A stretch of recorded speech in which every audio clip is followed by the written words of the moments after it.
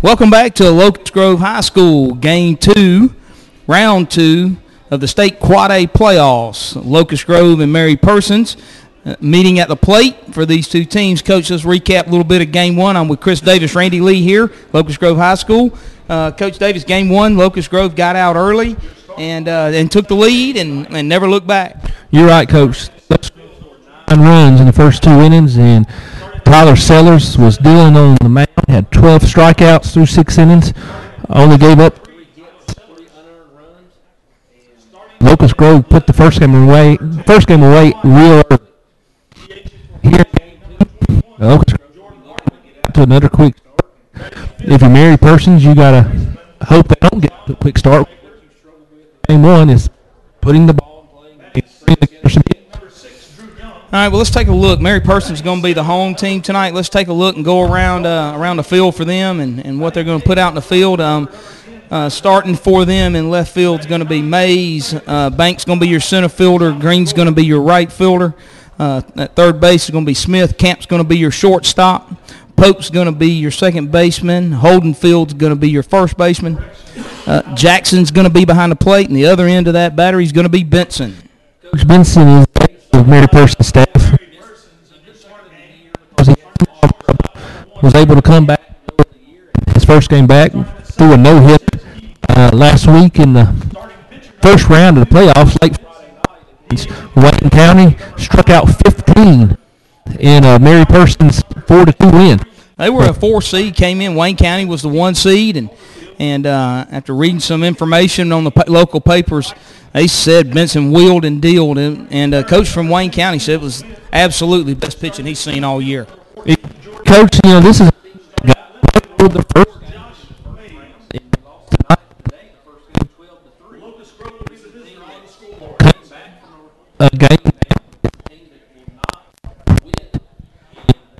If you're Locust Grove, you have to forget Game 1 just as much as Mary Persons is going to forget Game 1. Because right now, 0-0, you're starting fresh, and Mary Persons believes within their heart that they got 2 more games, they'll get 2 more wins, and they'll move on. That's right. All right, let's take a look at Locust Grove. They're going to stay with the same lineup they used in Game 1. Coach Stephen Phillips is going to go with Tyler Duncan in left field, Cortez McDowell in center field, Keenan Wise is going to be in right field, John Shoemaker is going to be the third baseman, Dalton Kuhn is going to be at shortstop.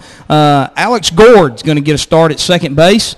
That means that Tyler Sellers is going to be at first base, and that's going to put Joshua Fellows behind the plate. And the other end of his battery is going to be Drew Young. In the first round of the playoffs,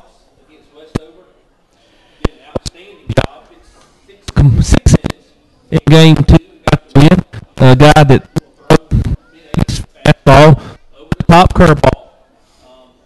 Much like Sellers in Game 1, he can throw both pitches for strike. He becomes Really tough to hit. He comes in with 2 wins. He's only given up 9 earned runs on the year. He's got a 2.33 ERA. It's when he's on, he's tough. He's going to be a tough kid to hit. It's tough. Locust Grove have. You said it, Coach. He just makes sure he's on and throws strikes. All right, like as you can see, Mary Persons is in the field. They're going to be the home team for Game 2 in tonight's game. And Cortez McDowell is going to be the leadoff hitter for the Wildcats to start Game 2. And here's Coach Chris Davis with the play-by-play of Game 2 of the Quad A State Baseball Playoffs, Round 2 at Locust Grove High School. Thank you, Coach. Cortez McDowell leading off. Cortez was 4 for 4 in Game 1. Cortez sets the table for Locust Grove. Cortez takes the first pitch, a curveball upstairs, quickly gets ahead 1-0. Big, strong kid Benson looks like on the mound, commands, and he does, Coach. He looks like he can throw it up there pretty good. Hard thrower. If you're Cortez or anybody from Locust Grove, just because he throws harder don't mean you can start trying to swing harder or press. And That's exactly what you're talking about. Just put the bat on the baseball. Did a good job staying inside of it right there, and lines a base hit right center field. Easy swing. Coach, I believe football may have got my little base hit right there because that was some strength to get over the infield. And that'll bring up Josh Fellows. Fellows was 1 for 2 in Game 1. I think it's pivotal for Locust Grove right here to get on the board early, put some pressure on Mary Persons, and make them play from behind.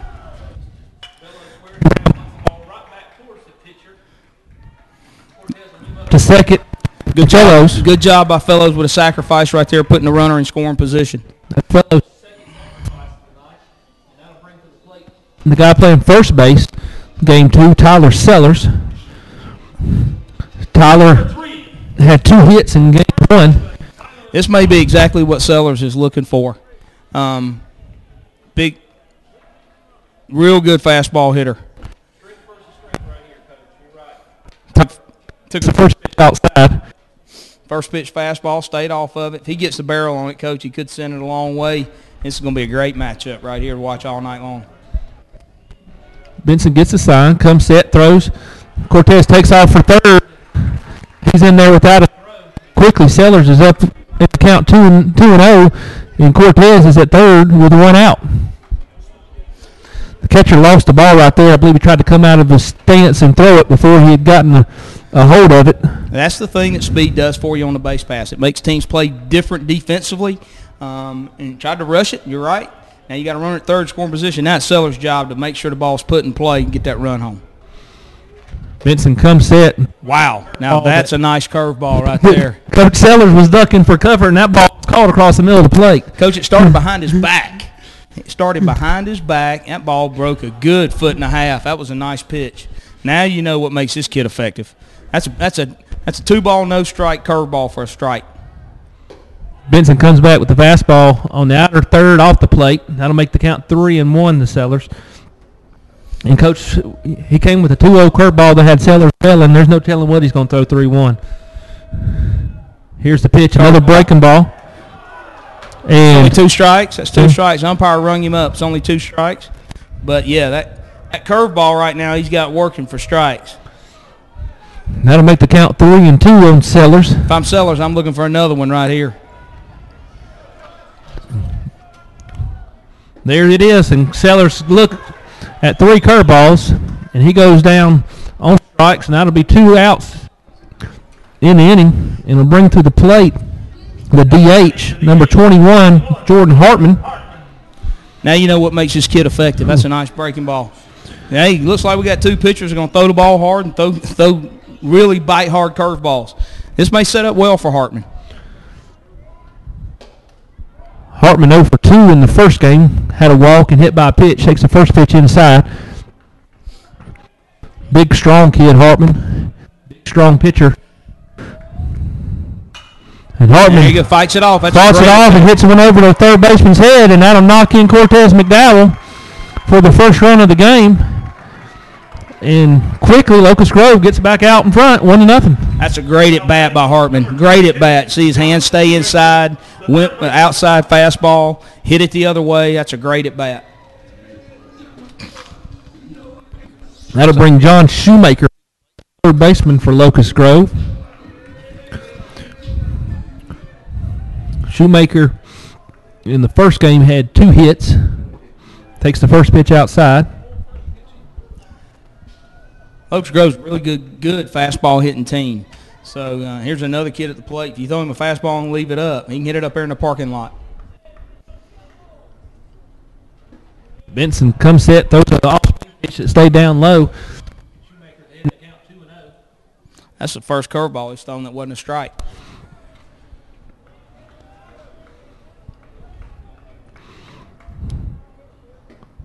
Benson comes set outside and makes it 3-0 Shoemaker. May have called that one a strike, Coach. I think the pitch was outside, but I think he did call it a strike. Shoemaker's swings the next pitch. Ball deep in the hole at short. Shortstop makes a play at first, but not nearly in time to get Shoemaker. Gives him a base hit. I'm going to put runners at first and second for the Wildcats with 2 outs. Number 6, the pitcher, Drew Young. Drew Young to the plate, pitching in game 2. Drew with a couple of hits in the first game. He's hot right now, Coach. He's one of the hottest hitters on the Wildcat team. Drew had a double and a single in game one and hit a line drive that resulted in a double play. And this time, one up behind first, and the first baseman like some nice play Right on top of the dugout. right on top of the dugout. Field, and that'll do it for Locust Grove in the top of the first. But they're able to put together 3 hits. They score 1 run, leave 2 left, and we hit the bottom of the first. Locust Grove 1. Mary Persons coming to bat.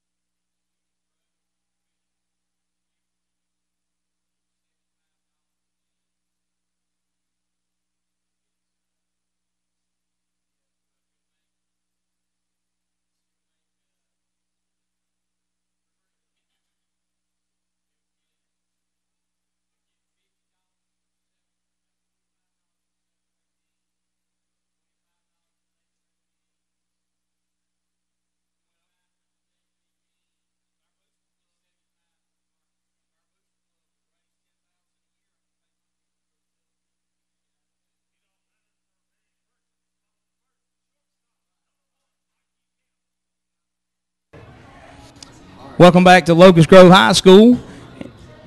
Second round of the Quad A State Baseball Playoffs, Game 2. We're in the bottom of the first. Mary Person coming to the plate.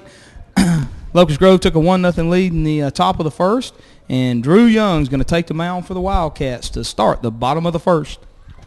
Mary Persons have Mikey Camp, the shortstop, leading off. Camp 0 for 3 in the first game. He had a walk. One of the running to the dugout. Couple only guys to go to the bathroom, get a new bat, change his helmet. Shouldn't be an illegal bat. But Coach, I don't know.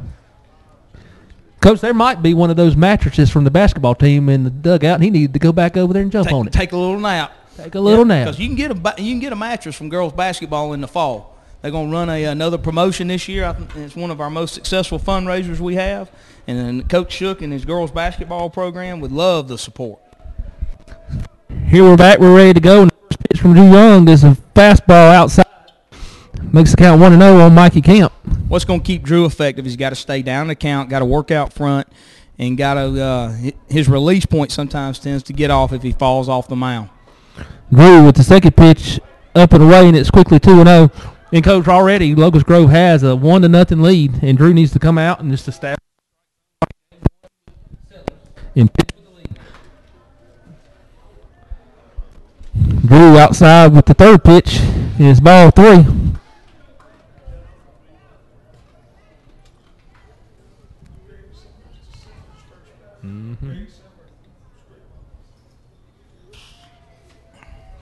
Drew with the 3-0 pitch is upstairs. He walks the leadoff batter. Four straight, kind of reminiscent of Game 1. Yeah, it's not what you want if you're Locust Grove, but in Game 1, Sally did the same thing. And he had 12 strikeouts to follow it. So we'll see how it turns out here in Game 2. It's going to be a big game for Locust Grove. We got word that that Columbus got upset today in both games against Redan. And if Locust Grove wins, they will host the next round.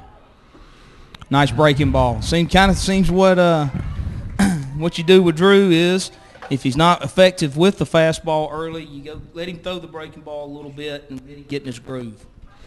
And Drew, Keaton Pope, the second baseman for Mary Person, squared around the bunt, pulled back. Drew picks the first, and nice pickup out of the dirt by Tyler Sellers. And Coach, that's over at first base. I see Tyler Sellers holding real high in the air. And that's a perfect situation where we talk about sometimes you don't show your best move over there. Don't try to handcuff your first baseman. Nice down. Keeping the guy close.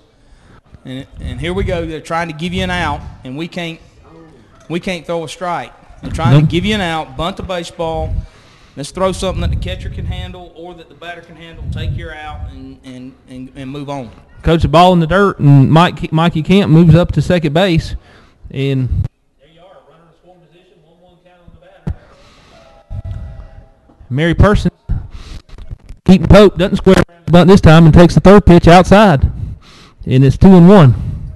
Well, really no reason to bunt. You got a runner in scoring position, nobody out, number 2 hitter up. Most of the time this is going to be a good contact hitter. Drew comes set and delivers a 2-1, and the 2-1's outside, and it's 3-1. There we go, talking about his mechanics. If you see him right now, he's falling off the mound toward first base side. He can't get his throwing arm in the slot that he's looking for, and his release points all over the place. And, Coach, it's something he's really worked on towards the end of the year of staying inside himself and not falling off so bad. What he's got to do is stay within himself now. He walked the batter, a guy moved up to second. You can't go back to old habits when something's gone wrong. You got to trust your stuff. There you see a kid in Pope trying to do what he's supposed to do, trying to hit the ball the other way, making sure that you move the runner over. He just fouled it off down the right field line, but you can tell this kid's been coached on how to play the game. 3-2 right now on Pope. 2 hitter plays second base. Here's the payoff pitch. Curveball. That'll be one out here in the bottom of the first. Plate the DH, Hunter Cranford. Your batter, number 5, the DH, Hunter Cransford. You keep an eye on the Locust Grove outfield right here and watch them. I talked to Coach Phillips in between games. He said Cranford, scout report on him, he's a dead pull hitter. And you'll see him move around in the outfield, making sure that they they work through the scouting report right here. Big, strong kid. I think he leads the team in home runs.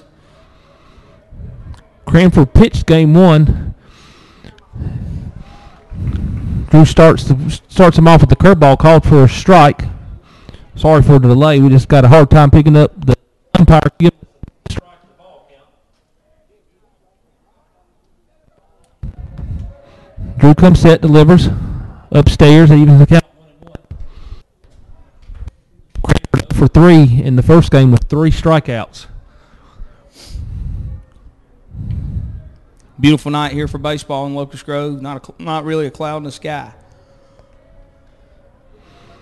Drew sets, delivers. Cranford pops it up over behind first base. Sellers giving it a look towards the dugout. It's going to have room. It makes the and that'll be out number 2 here in the bottom of the first. Bring to the plate number 10, the right fielder Jay Green. Your batter, the right fielder, number 10, Jay Green. Drew did a nice job right there. Snuck a fastball up and in on his hands. Couldn't get his hands to the baseball and got a pop up, got an out right there. And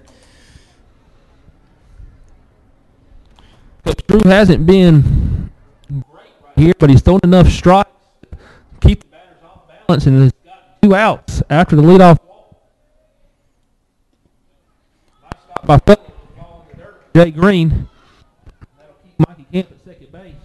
watch Fellows' mechanics right there. Coach did a great job. Got up over the top of the ball and blocked the ball with his chest, kept it out in front of him. You know, that's run savers right there when you can keep the guys at bay. There's another ball inside the dirt. Drake job by Fellows. Coach, you're right. That's 2 pitches that got a guy home from second. So they could easily both been pass balls. Well, we'll call him a wild pitch. Yeah, right. Wild pitch. Green out 2-0. Green with one of the 3 hits in game 1.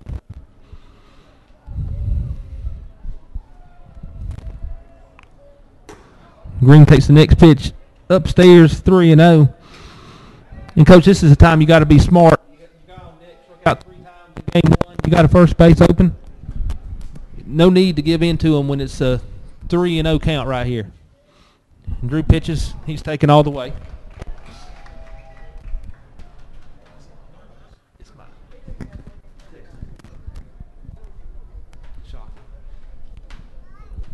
Here's the 3-1 pitch from Drew. And it's a ball out of third that Green shoots towards left field.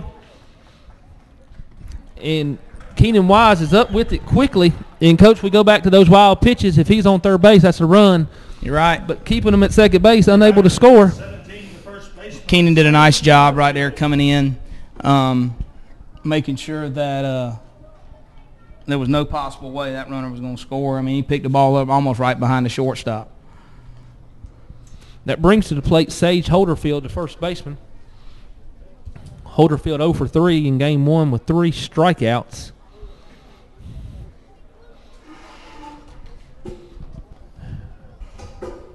Coach wouldn't be surprised if Mary Persons later in this count tried to pull a first and third just to see if something happened.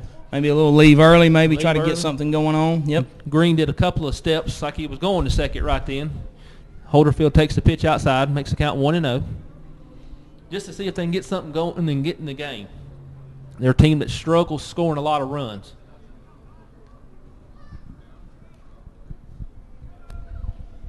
Here's the 1-0 pitch by Drew. Wow, that's what is called hitting the target, and the pitch that's out of the strike zone gets a strike just because you've hit location. That pitch was outside. Coach, that pitch would have hit a left-handed batter, but it was a strike to the umpire, and Drew will take it. And, Coach, to be honest, if the umpire is going to call strikes 8 inches off the plate, then why would you set up anywhere else? That's exactly right. My guess is Fellows knows that. He's a pretty smart kid behind the plate. I wouldn't be surprised to see him work out there a little more often. Drew's next pitch was a curveball, a little too far out, and it's 2-1. Here comes Drew. Holderfield pops it up towards second base. Gore's underneath it and brings it in, and that'll do it for Mary Persons in the bottom of the first. They had no runs on 1 hit. 2 runners left on base, and we'll head to the top of the second. Locust Grove 1, Mary Persons 0.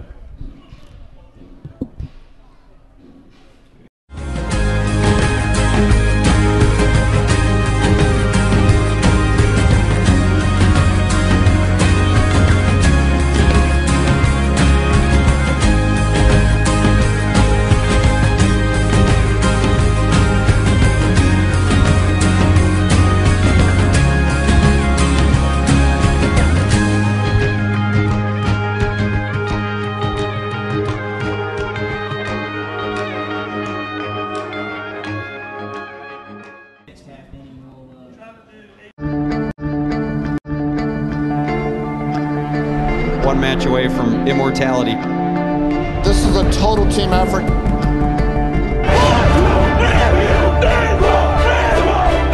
gonna come at you. One shot at this.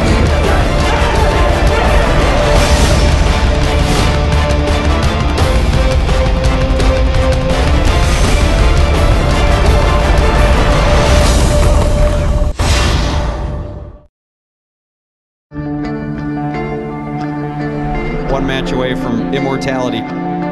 This is a total team effort. We're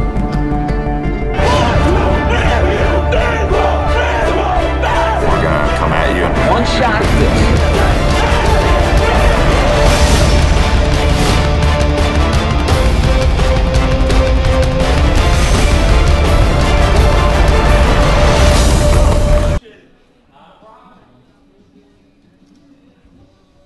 Coach, my wife just told me she could live and take time. She may have made a mistake. I'll put in job applications tomorrow if I can. That's where we go, and that's where that golf thing is. All right, we ready?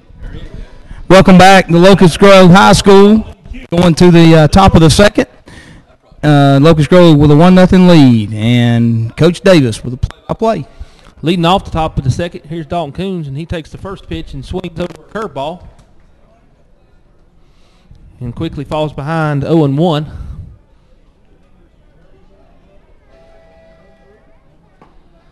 Benson comes back with another curveball, called for a strike.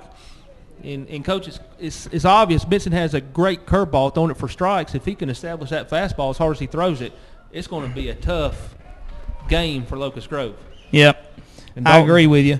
You know, in a situation like this, you get a kid in the high school level that can throw the curveball for strikes, and one that bites like this kid does, he's going to be tough against anybody. Dalton swings the third curveball, and he's quickly out on strikes. That'll bring to the plate the right fielder, Tyler Duncan. Duncan 1 for 3 in game 1 with an RBI. And he swings that first pitch curveball, and he's quickly behind in the count 0-1.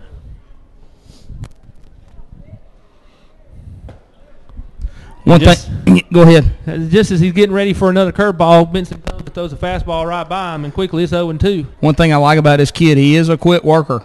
Yes. Benson with an 0-2 pitch upstairs. Good 0-2 pitch. Wasted away upstairs. Wasted away. And, Coach, I'd hate to go away from the curveball, but the Locust Grove hitters are leaning so far out over the plate, I wouldn't be surprised to see one busted inside. As hard as his fastball is, he will work the inside part of the plate.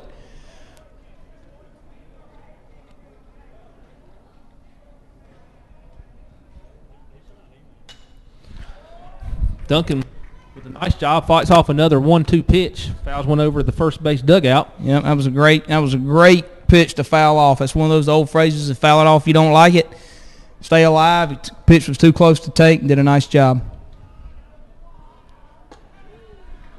First time I've seen the kid overthrow the breaking ball right there. Did you see him reach back over the top right there and really tried to snap that one off, and it kind of hung up on him? That's a good thing for young kids to learn and watch, is when you got something working, that breaking ball, you don't have to overthrow it to get it to do what it's supposed to do.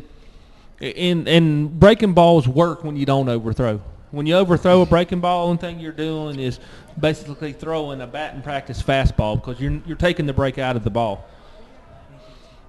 Duncan 2-2. Benson gets his sign, comes set, delivers. Gets inside on Duncan. Duncan flares a little pop-up to the second baseman. There's a pitch you were talking about, fastball on the inner half. And couldn't get his hands out in front of it, couldn't get the barrel to it, fought it off, and little line drive to second base.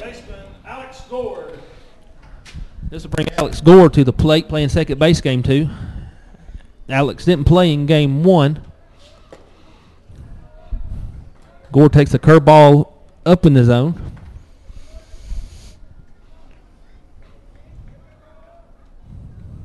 Benson comes back with the hard fastball on the outside corner, evens the count 1-1.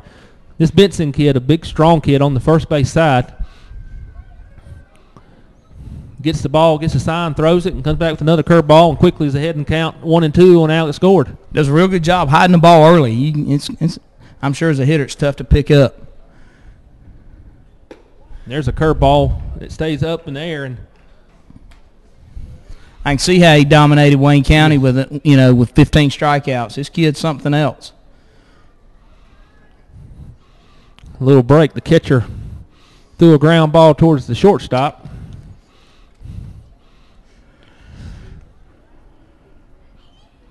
I guess with the strikeouts is in, he just wants to keep his infielders on toes. There's two ways to get them to fall asleep: strike out a bunch or walk a bunch. You're right.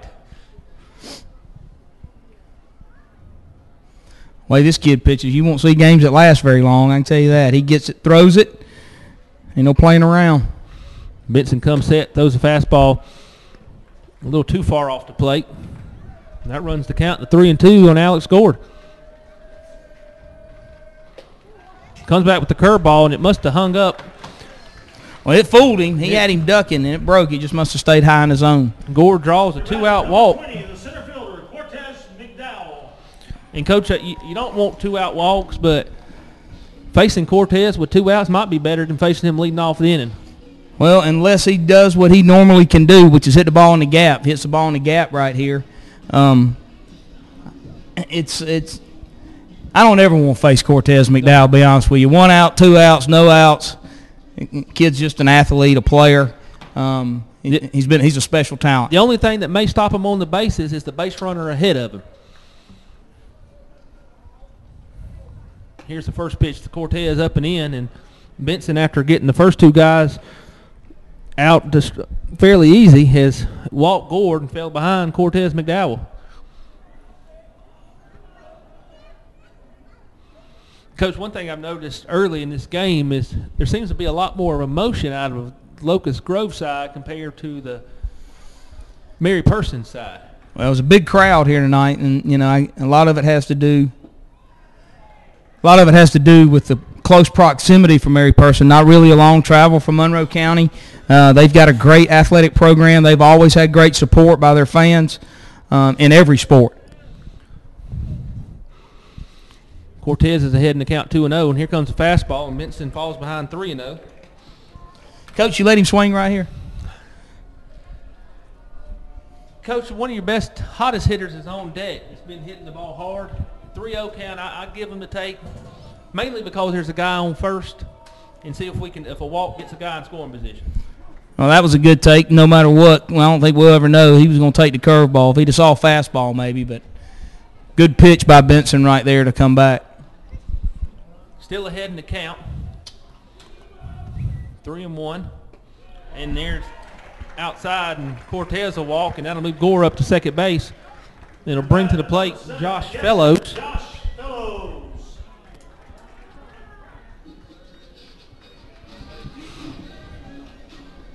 Fellows on the day is 1 for 2, 2 sacrifices, and a base on ball. Couldn't ask for much better out of your 2-hole hitter. And then he takes the first pitch outside, and he's ahead in the count 1-0.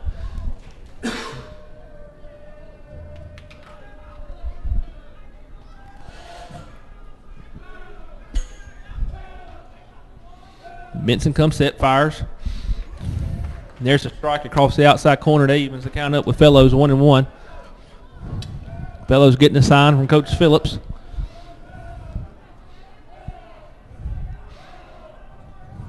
Benson quickly set, delivers.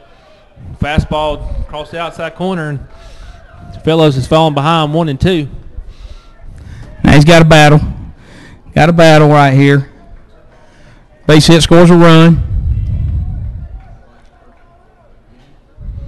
Here's the 1-2 pitch to Fellows, who lines the ball right up the middle, just out of the reach of the second baseman. And Gore will score from second, and Cortez McDowell will move over to third. That's a big 2-out hit from Josh Fellows that puts Locust Grove up 2-0 here in the top of the second. Mr. Clutch, Mr. Baseball right there, Josh Fellows. Great job right there. Number 3, the first baseman, Tyler Seller. We're going to get a courtesy runner for Fellows right there. Great 2-out base hit. When you score runs with 2 outs, it's always a plus. Trey King's going to be your courtesy runner at first base for Fellows. Once again, Coach, you walk a man. When you walk a man in high school baseball, it proves to be a problem. Coach, you're exactly right. And all that started with 2 outs. And that'll bring Tyler Sellers to the plate. Tyler, who struck out his first at bat, was 2 for 3 in game number 1. I think he got a wake-up call with the quality of curveball he saw. Probably hadn't seen that all year long. I expect if he sees a curveball early in this count, he's going to try to jump all over it. There it is. There's a curveball call for a strike. And 2 innings in, Benson's already thrown 40 pitches already. This is a kid that hadn't pitched all year. Locust Grove already the 12th batter at the plate. And there takes off Fellows from Trey King. First base, Trey King. And they throw down to second, and a nice throw by the catcher, Bryson Jackson. And Trey King's gunned out at second, and that'll end the inning. And for the Locust Grove Wildcats in the top of the second, they had 1 run on 1 hit. They leave 1 batter left, and we'll go to the bottom of the second. Locust Grove 2, Mary Persons 0. Let's take a moment right here to thank our sponsors today. American Pie Pizzeria, Locust Grove, 678-432-0007. You'll never forget the first piece, American Pie Pizza. Game On Trophies, the official trophy supplier of Locust Grove Athletics and Locust Grove High School, 678-618-6323. And for your insurance needs here in Locust Grove, Randy McClellan is your local State Farm agent, 770-898-6911. We want to thank all our sponsors of Locust Grove Athletics and Locust Grove High School. And we'll be right back with the bottom of the second inning at Locust Grove High School right after this.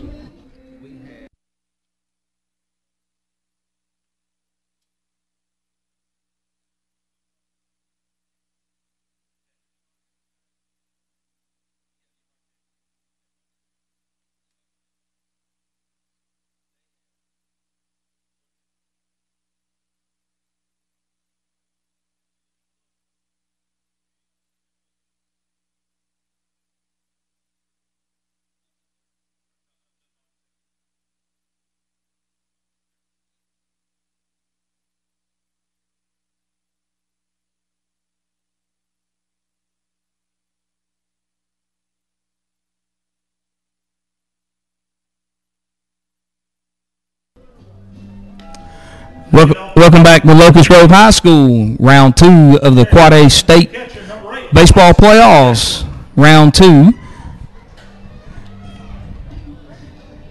As Mary Persons comes to the plate in the bottom of the second, and with play-by-play, Coach Chris Davis. Coach leading off for Mary Persons here in the bottom of the second will be the catcher, Bryson Jackson.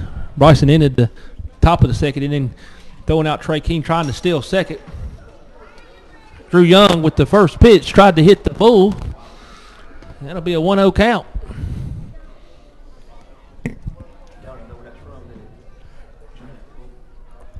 That's an old Bull Durham quote right there. Bull Durham. That is a Bull Durham quote. These young bucks don't know good movies like that. They don't know who Crash Davis is.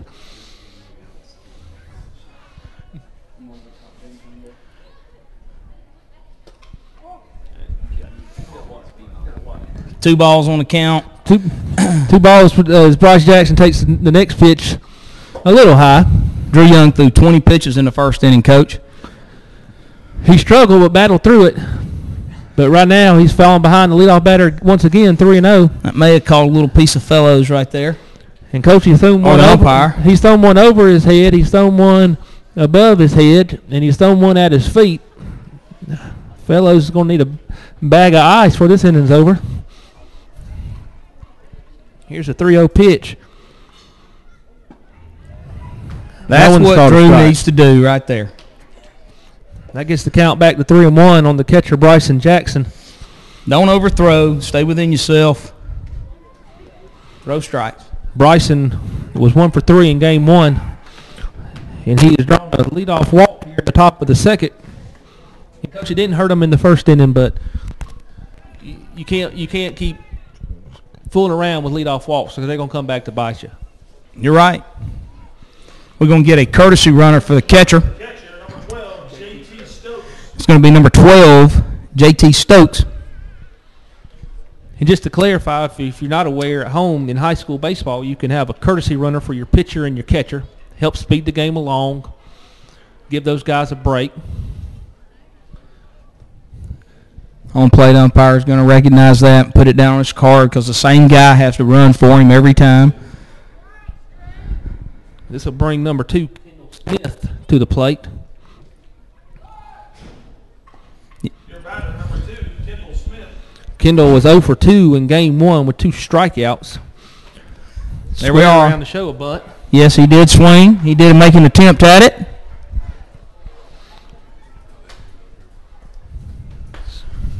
Might have got away with one. Here they go. They're trying to give you another out again. Changed the call to a strike on Kendall. He sort of punched at the ball and tried to bring it back. And I thought he made an attempt at it. I thought it was a good call. These 3-man crews ain't fooled. Kendall squares around again, and that time he went after it and missed it again, and quickly he's in the hole 0-2. That was a different kind of bunt attempt. It almost looked like a softball slap hit.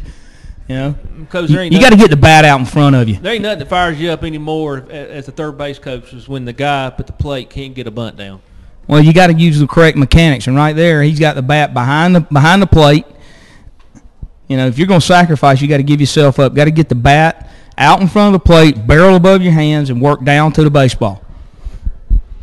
That puts Drew up on Kendall 0-2.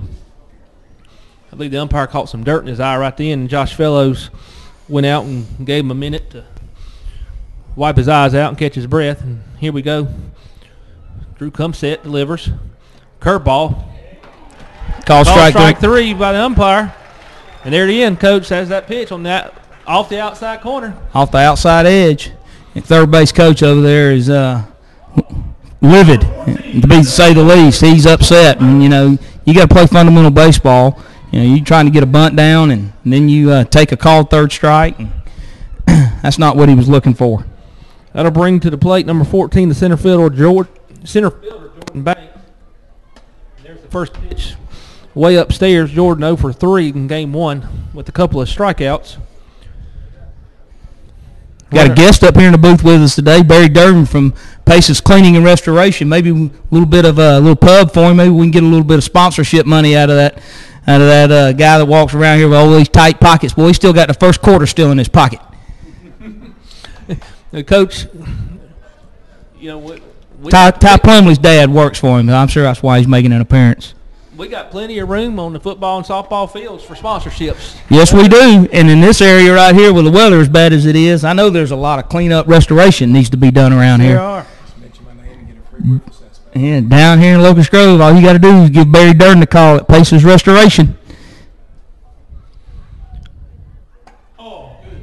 Drew, nice pitch. Throws a curveball, and Coach, that thing broke about 3 feet. And that gets a call striking, and the count's quickly 1-2 on the center fielder Jordan Banks. 1 out. Runner on first, J.T. Stokes, the courtesy runner. Here comes Drew. Throws a curveball outside. That evens the count up at 2-2. Runner still at first. Got 1 out. Drew gets the sign, comes set, delivers. Fastball. Wow. Must have been low. Wow. I think fellows wanted him to look at that 2 or 3 times before he threw it back to the pitcher, but that'll run the count. He held it there. He held it. And, Coach, there's a fine line to hold it there and then to showing up the umpire. I agree with that. Anyway, it's 3-2 on Banks, and here comes Drew with the payoff pitch. He kicks and delivers. There he goes. That one's got it. Coach, you can't take 2 like that. I mean, the first one was too close to take, and then he took another gut shot. Drew Young's done a nice job fighting back right there, working after walking the leadoff batter. Josh Mays. That'll bring up the left fielder, number 4, Josh Mays. Josh is 1 for 2 in game 1 with the base on ball included. 2 outs, guy on first base.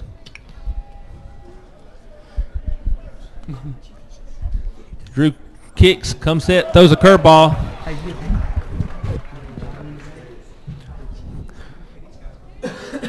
Quickly, Drew jumps ahead 0-1. Not really. Drew gets his sign, looks in. High kick, runner at first, bluffs like he's going to second. He's going nowhere, and Drew throws and misses outside. Evens the count up at 1-1.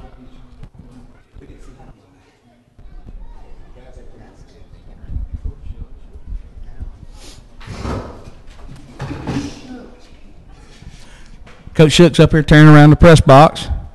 That one right there was stolen on the pitcher. He had a running lead right there, Coach. Running lead and a ball that was way outside that Josh Fellows just did a good job to even block and keep in the neighborhood. And that ball was outside the left-hander's batter's box. That'll make the count 2-1 on Josh Mays.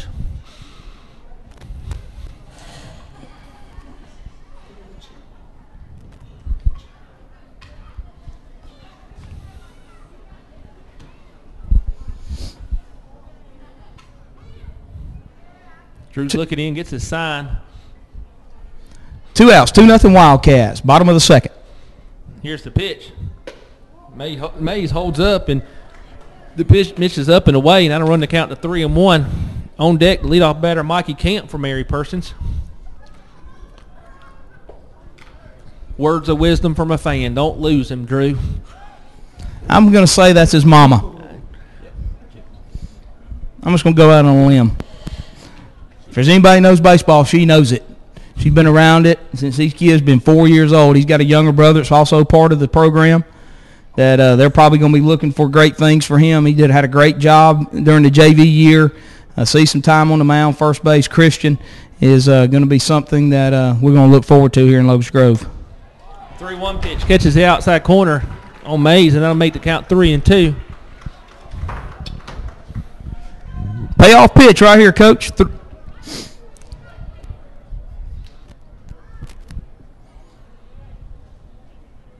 3-2, 2 outs, guy on second. Drew gives him a long look, comes set, kicks and fires.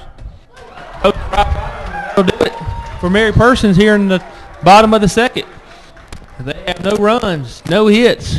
There was a walk, and they leave one guy on. But we'll go to the top of the third. Locust Grove 2, Mary Persons 0.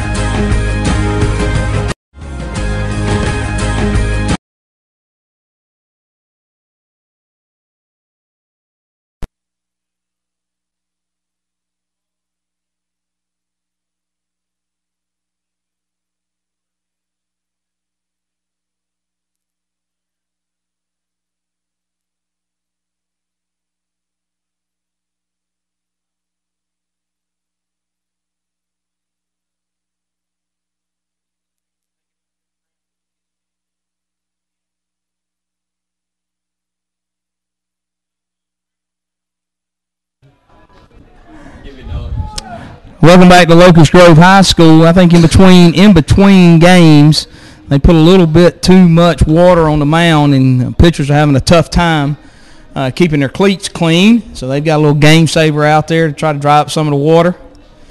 And speaking of Drew Young, here comes Paul Young, who's done a great job on working on these fields. You can't run a high school program, any sports, without parent support. And I know this baseball program's got a lot of parents that do a lot of work on these fields. In this time and day when there's budget cuts all over the county and school systems are having a hard time keeping up with maintaining fields. This county's got 9 high schools to take care of. You can't do it all. And if you don't have some parent support, then the fields that you play on tend to get neglected if you don't have some parent support. They've done a nice job, and we can't thank those guys enough. Let's talk a little bit about, Coach, a little bit about baseball playoffs and what's going to happen in the future, and some teams that you think that might be not just in Quad A, but teams to look forward to that we may want to take a look at as a fan, and some players that you might have seen around the state that you feel like make an impact and have an opportunity to not only play at the next level but the big league level. Well, Coach, it's staying in county. I think the first person you got to go to in county is over at Eagles Landing Christian Academy, where they have Jason Hayward's little brother, and he probably doesn't like to be referred to that, if at all possible, but Hayward. Yeah, Jacob Hayward's a great ball player. They got Mike Cameron, who played professionally with Seattle. His son, Daz, is over at Eagles Landing Christian. A matter of fact, I think Eagles Landing won both their games today. They swept Holy Innocents, so they're going to move on in the playoffs. There's some 4A guys. The Clint Frazier kid that's at Locust, Loganville. There's a kid by the name of Dimitri at Winder Barrow, a kid that throws in the mid to low 90s, pitching. Right. These are guys that are potentially first-round draft picks. And forgive me, I can't remember the kid's name, but I've seen him play as a center fielder for Grayson High School. And along with the Clint Frazier kid at Loganville, not only first round, you can see these guys go in the top 10 or possibly top 5 this year. State of Georgia's loaded with baseball talent. Loaded with baseball talent. I think Crisp County, who is in the region, they're in Quad A. I know their pitching staff is what they consider to be the best in the state. They got 3 kids that throw it. And Crisp County won game 1 today by a run rule, 12-2, I believe it was, beating Statesboro. Well, they say that they're starting 3 guys on the bump, throw it in the mid to low 90s, and when you run 3 guys out there that can throw it in the low 90s, you're going to be tough. Starting the top of the 3rd for Locust Grove will be Tyler Sellers. And there's the first pitch, catches the outside corner. Tyler was at the plate in the last inning when Trey King was thrown out trying to steal second. Tyler, with 2 hits in game 1, struck out his first at bat in game 2. And the pitch must have been a little low, but the count evens up at 1-1 for Tyler.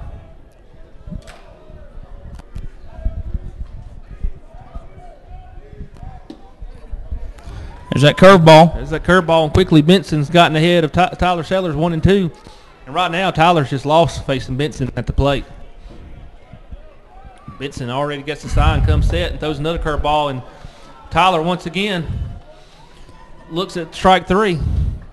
Coach, I believe he's seen 7 strikes and hasn't swung the bat yet. Well, I think what it is, I think the curveball's got him, really has him tied up. He can't pick it up out of his hand. He can't recognize the spin, and by the time he gives up on it, it's locked him up, and he can't do anything with it. This brings Jordan Hart to the plate. Jordan fought off a pitch over to third baseman, his first at bat, and RBI single. This time he lifts one into left field near the line. The left fielder moves over and makes the catch. That's Josh Mays out in left field for Mary Persons. And quickly, there are 2 outs for Locust Grove here in the top of the 3rd.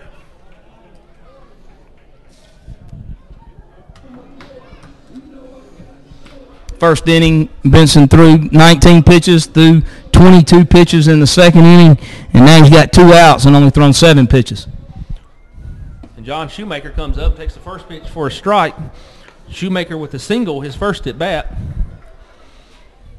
Shoemaker with 3 hits on the night, 3 for 5, 3 RBIs. This one's a little bit outside and evens the count up at 1 ball and 1 strike. Umpire looked like he wanted to call that a strike. Catcher don't catch the baseball. It's hard to call it a strike. Yes. And the catcher may need to tell the pitcher, my bad on that. Yeah. Benson with the ball, with the sign, coming to the plate. Fastball on the outside corner, and he's ahead of right now and Shoemaker, 1-2.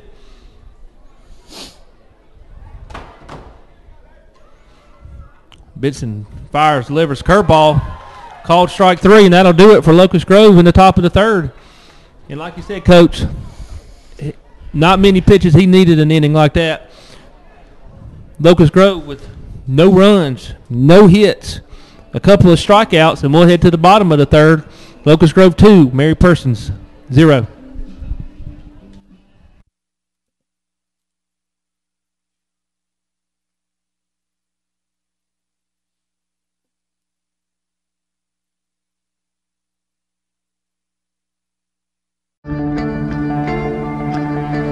One match away from immortality. This is a total team effort. We're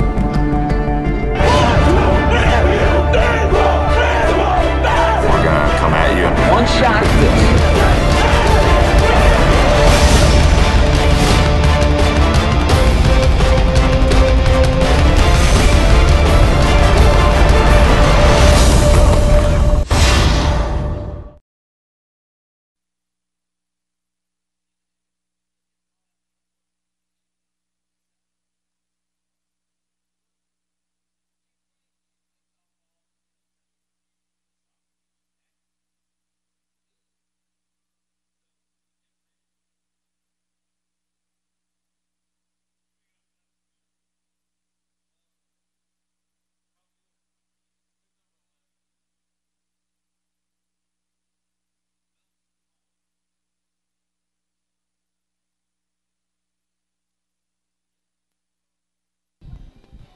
Leading off the bottom of the 3rd for Mary Persons, number 1, the shortstop, Mikey Kemp.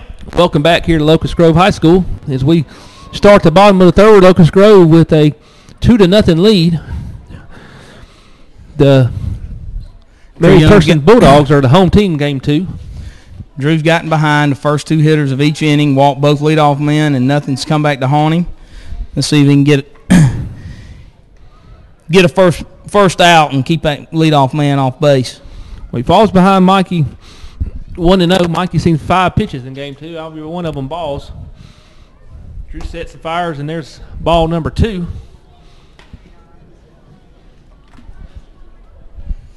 Drew's thrown 42 pitches through 2 innings. He's got 2 complete games under his belt, so stamina shouldn't be an issue for him either.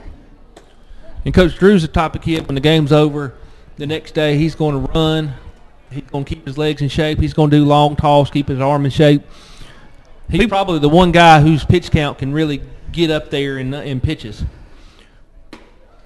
A lot of people don't understand the importance of what that after game stretching your legs out, running does for you. I think it's one of the most vital parts of the pitchers basically can put in their program during the season. Drew walks the leadoff batter Mikey Camp for the 2nd time, and for Mary Persons, that's the 3rd leadoff batter in a row that's reached on a walk. Can't keep doing that. It's going to come back to get you. The problem for Mary Persons has been the 2nd guy up each inning hasn't been able to get down a bunt, and they haven't been able to play fundamental baseball at the plate. We'll see if they try it again. Keaton Pope, who struck out his first at bat when he couldn't get a bunt down. Keaton squares, bails on a curveball. Mikey Kemp takes off for second base and is able to hold on to the bag and has himself a stolen base. The pitch was called a strike. A good curveball by Keaton. Good curveball by Drew to Keaton Pope. It's a good pitch to run on. Kemp picked a very good pitch to run on right there. So Kemp's at second base. No outs. 0-1 count on the batter. Drew finds the outside corner and it's quickly got ahead 0-2. Coach, he seems to be more within himself from the stretch. You know, from the windup, he seemed to have gotten long and can't find the arm slot. But from the stretch, he seems to be more within himself and throws more strikes.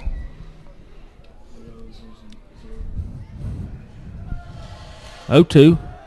Drew comes up, spins around, looks at second. And, Coach, one thing I think Drew has done is when folks have gotten on base, he hasn't panicked. He looks at a runner a lot, but he tries to still stay within himself with guys on base. He has done that, and that's one of those things, maturity. He's a 3-year guy, you know, varsity pitcher.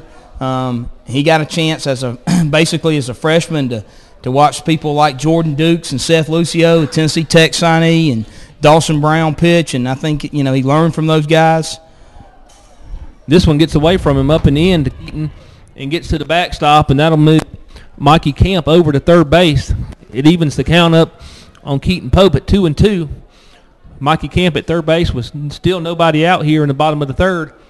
And you know, once again, that leadoff walk, it might be the time that comes back to hurt him. But with the 2-0 lead, if the guy scores, it's still 2-1. You still work the batters. Right now, you got to get outs. If he gets a strikeout, great. If not, you got to make sure you get an out. The infield's in at the corners. With the lead, I'm not so sure I wouldn't have them back. Get the out. Keep them out of an inning. Pope fouls it off at the plate. Count remains 2-2.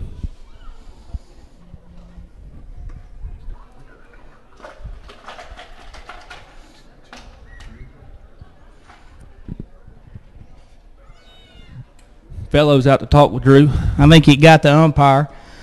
I can see him kind of working his arm around, and Fellows giving the umpire an opportunity to rub it off a little bit. I think we just got a report Lou Ellis tied up 1-1 in game 2. Drew's ready, gets his sign, comes set, kicks, fires, curveball outside, and Pope swings. Big strikeout. That'll be the second strikeout in this game, third of the night for Pope, and will bring to the plate the DH, Hunter Cranford. Number 5, Hunter Cransford. Hunter 0 for 4 on the day with 3 strikeouts. Drew's got 5 strikeouts through 2 1/3 innings. He's wheeling and dealing up there. Shifts on again for Cranford. Here's the pitch. Outside in the dirt. Fellows makes a nice block. Cranford able to check his swing.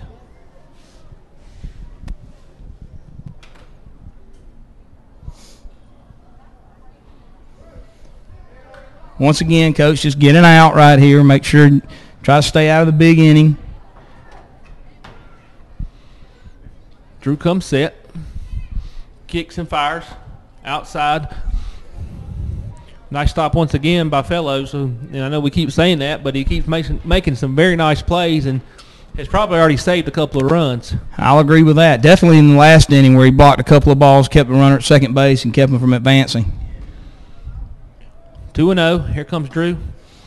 Nice fastball in the inside corner that Cranford can't get around on, and the count moves to 2-1.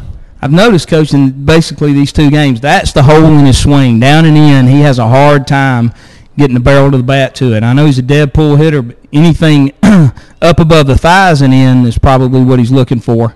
Uh-oh. And here's a ball that gets by. Throw the ball to first base. Throw the ball to first base. Gets by the catcher, and we got a play at the plate, and the umpire calls him safe. Wasn't that strike 3? That was strike 2 on the play. Oh, okay. I'm good. My fault. Here comes Coach Phillips sprinting out to home plate.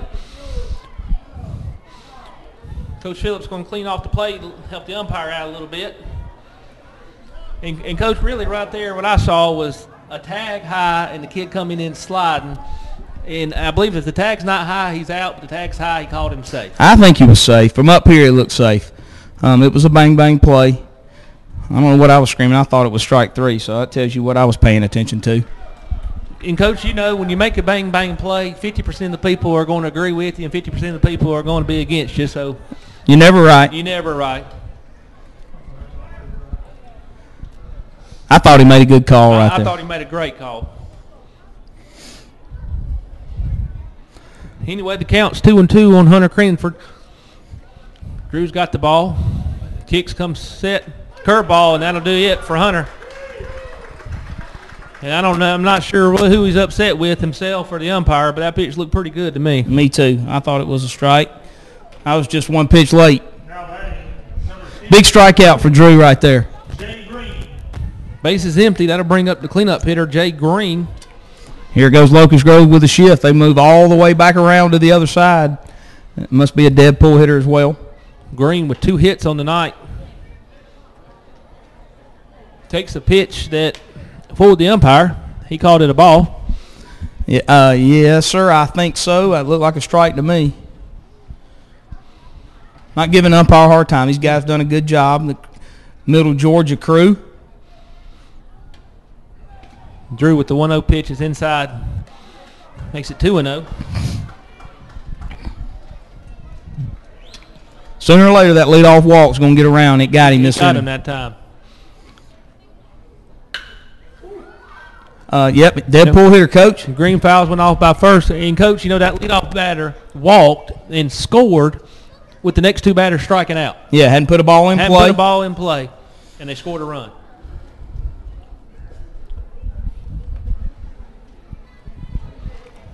Green a 2-1 count.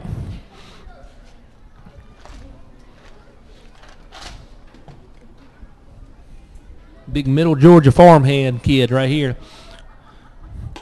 Takes a curveball up and away and moves the count to 3-1. You notice Drew's stayed in the stretch right here, so I don't know. Coach Phillips may have saw the same thing we saw from the full windup. May have just said, look, just stay in the stretch, stay within yourself. Here's the 3-1 pitch. And he catches the inside corner. That'll make the count 3-2. Payoff pitch right here. 2 outs. 2-1 Wildcats, bottom of 3. Drew fires. It was a little low, and that'll be ball 4 to Jay Green. And that'll be base on ball number 4 for Drew. That'll bring to the plate the first baseman, Sage Holderfield. For batter, number 17, the first baseman, Sage Holderfield. That'll bring Coach Phillips to the mound.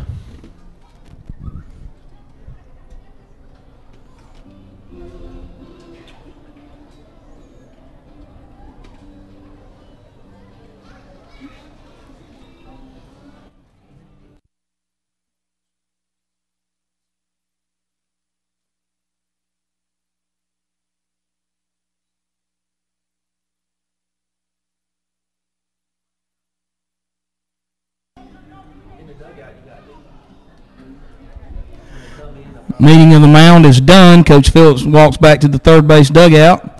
Settled Drew down a little bit, kind of explained the situation to him. Still nobody hurt here. You got a 1-run lead. You got to go get the man at the plate. Holderfield's getting the sign from Coach Gasly down at third base. Green on first, 2 outs. Drew's looking in, getting the sign. Comes set. Kicks, fires. Fastball inside, gets away from the catcher. Green will move up to second base. I think Fellows thought the ball hit the batter. He turned around and looked like he thought the ball hit him. Sometimes Drew can be tough to catch. He can. He got a lot of movement on his fastball. And sometimes he tends to overthrow, and it makes it tough for the catcher. Drew gets a sign, comes set, deals. The pitch is hammered towards left field. It's going to be over the left fielder's head. 1 run is going to score.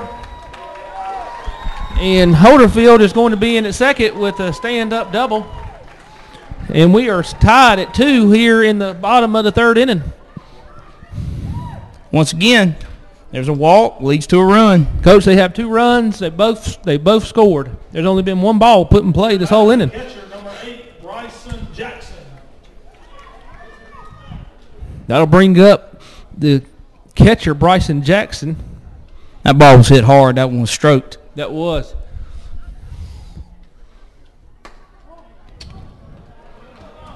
Jackson 1 for 3 on the day. walked his first time up in game 2. Drew starts him off with the curveball outside.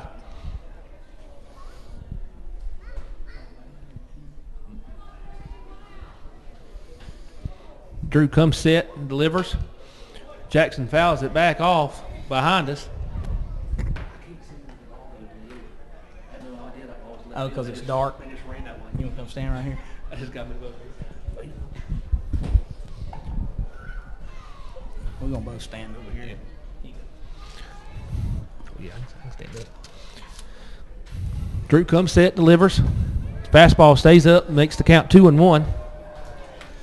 Coach Phillips may need to get somebody loose down there in the bullpen. He's at 70 pitches right now through 3 innings.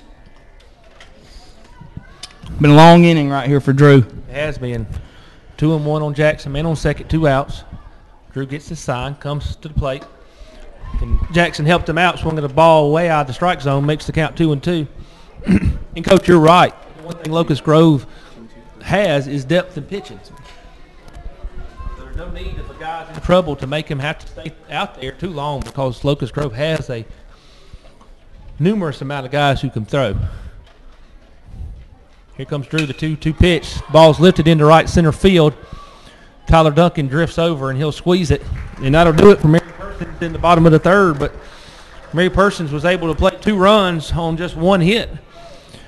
There's 1 guy left on, and we'll move to the top of the 4th inning. Locust Grove 2, Mary Persons 2.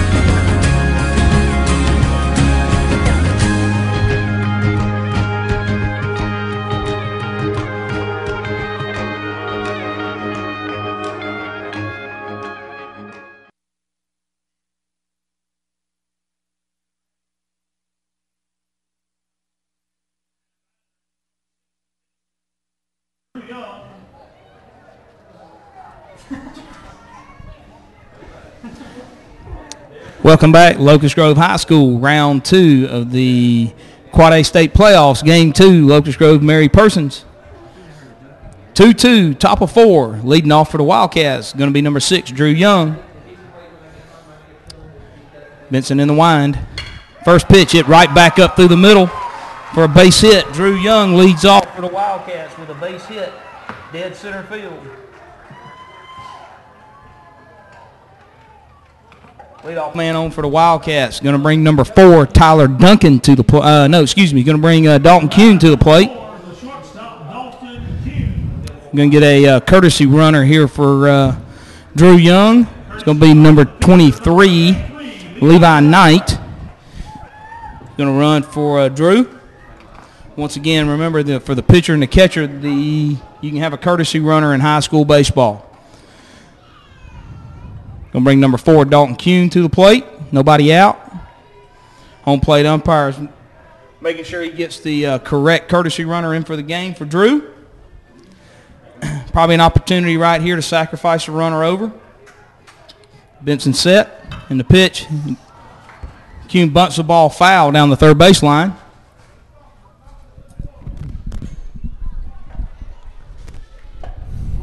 Opportunity. We talked about miscues or missed opportunities with Mary Persons earlier. Leadoff batter getting on, getting down the bunts, playing fundamental baseball. Dalton got to do his job right here. Right here, got to have a bunt, got to get the runner over. Give an opportunity for these guys behind him to drive in runs. Here's the pitch, and Dalton fouls it back. He's behind 0-2. And I know this doesn't make Coach Phillips very happy. It don't make any coach happy when you're trying to sacrifice guys over. And we'll see what Coach Phillips does. He may keep the bunt on 0-2. I'd keep the bunt on. I would.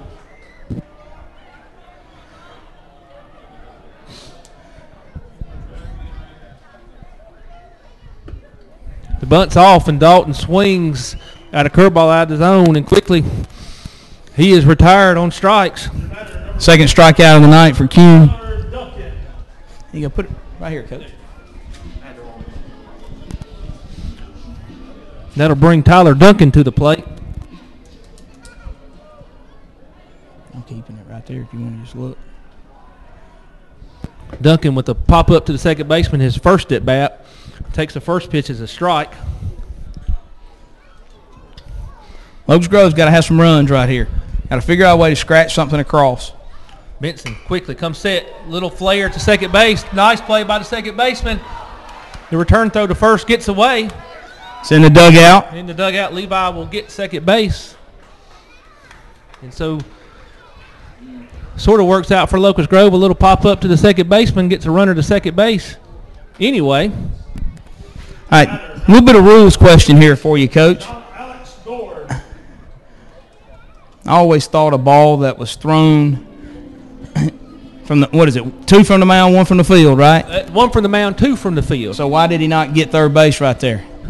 Ball went in the dugout and basically dead ball play. What they're going to say on that rule is the ball was thrown to first while he was trying to go back to first, and so first is going to be his first base and second is second base. That's correct. That's exactly what I wanted to hear. That's what I thought. But, Coach, you know, he's still required to tag up on that play, and if he didn't touch first base, they could make an appeal. I believe he touched first base. He did touch first base. So there's his 2 bases. But a dead ball does not exempt you from tagging up. And the first pitch to Gord is the fastball cross for a strike. Gord with the walk, his first at bat, that ended up leading to a run in the second inning. Benson comes set. Fastball on the outside corner. Gord swings through, and quickly it's 0-2 on Alex.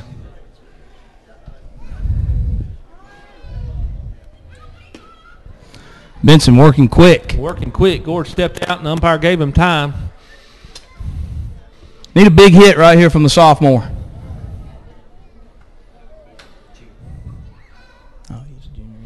Benson gets the sign, comes back, and there's strike 3 on the outside corner.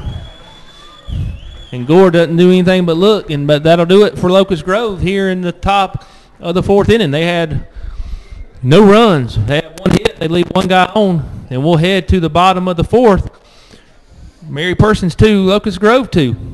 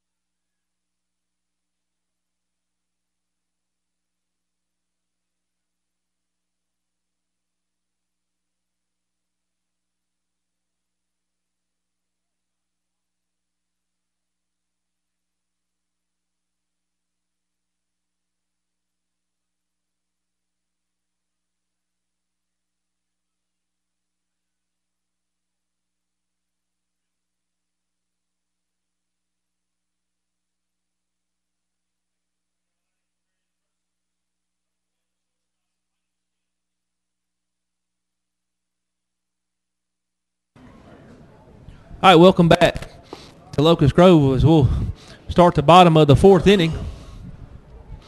Leading off for Mary Persons will be Kendall Smith. Kendall 0 for 4 on the day with 4 strikeouts. In the baseball world, we'll give him a golden sombrero for that. Not something you really want to have. New pitcher on the mound for Locust Grove is a left-hander, number 9, Ty Plumley. Ty come in, got 3 outs in the 7th inning of game 1. Ty deals, and the first pitch is up and away, and it's 1-0 on Kendall. 2-2, bottom of the 4th. Mary Persons the home team, game 2. If there is a game 3, they'll flip. The 1-0 pitch by Ty. Across the outside corner, Kendall swings and misses, evens the count up at 1 ball and 1 strike.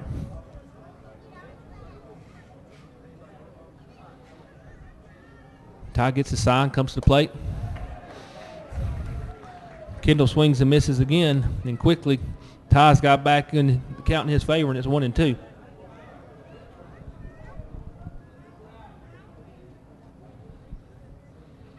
Ty gets the sign, comes to the plate, and once again goes outside, and Kendall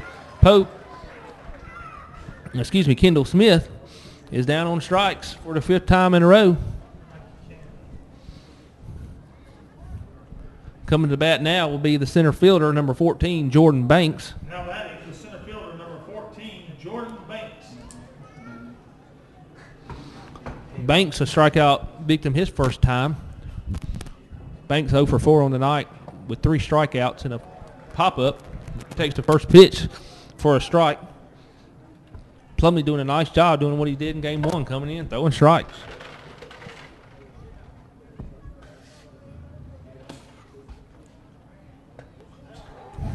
Jordan swings through a pitch, and quickly it's 0-2.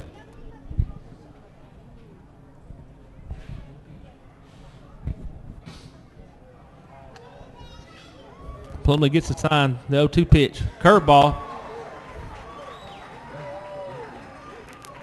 And quickly, Jordan Banks is down on 3 pitches, and that'll bring to the plate the left fielder for Josh Mays. The left fielder, number 4, Josh Mays. Mays 1 for 2 in the first game with the walk. He's 0 for 1 in the second game. Struck out in the second inning. Quickly, he's behind the count 0-1 to Ty Plumley, who has just come in pumping strikes.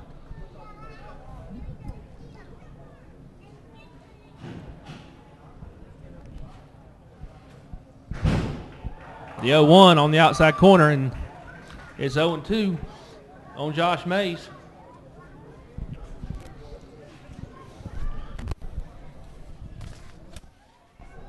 Plumley quickly gets the sign. Here's the 0-2 pitch. Mays fouls it off, stays alive. Plumley's come in and thrown 10 pitches. After the ball 1, he's thrown 9 straight strikes, has 2 strikeouts, and he's 0-2 right now on Josh Mays.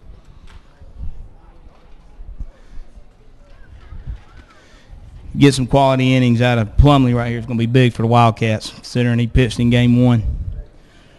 There's the 0-2 up and away. Good waste pitch.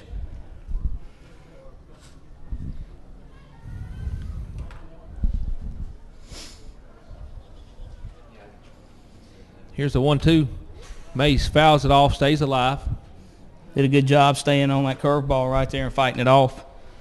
And Coach, one thing I've noticed about Plumley, he has thrown every pitch on the outside corner. And if these Mary Persons hitters would stop pulling out and stay in on the ball, they may have a chance to at least make some contact. That's what makes him effective, though. You know, he's not going to knock the bat out of your hand, but he's got great location. He's going to stay off the plate. He's going to make you make an adjustment. Yeah. And when he's not overpowering, and guys think, well, I'll just pull this guy. And then instead of pulling him, they pull off. A good eye on the 1-2 pitch makes it 2-2. And here he is, and once again goes outside. And Plumley strikes out the side here in the bottom of the 4th. Big inning for Plumley right there. Big inning for the Wildcats. And we'll head to the top of the 5th. Locust Grove 2, Mary Persons 2. Due up for Locust Grove will be the top of the order, Cortez McDowell. And we'll return on the Locust Grove TV network.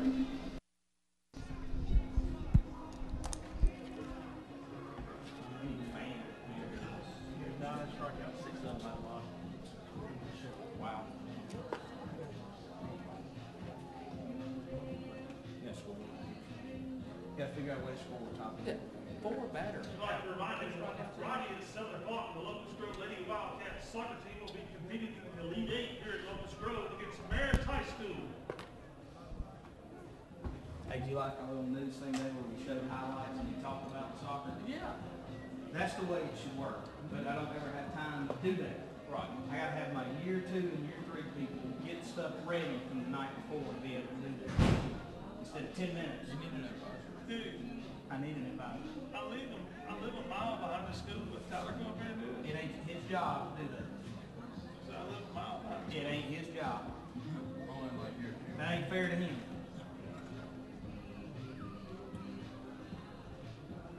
If Holden scheduled my stuff right. Your batter, number 20, the center fielder, Cortez McDowell.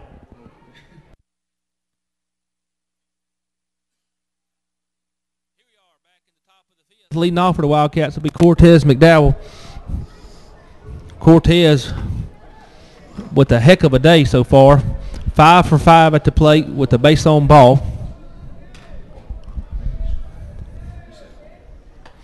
Cortez swings and misses the pitch. Benson threw a lot of pitches the first 2 innings and settled down. You can tell the kid probably hadn't thrown a whole lot, but he is one dynamite guy on the hill. And Cortez takes the ball. He looked a little low, but that'll be strike 3. And Cortez, for the first time tonight, is retired. Coach, when you stay around the plate, you're going to get a call every now and then. Absolutely, Coach. Strikes will breed strikes because those small misses by the umpire, you get the benefit of the doubt when you're around the plate.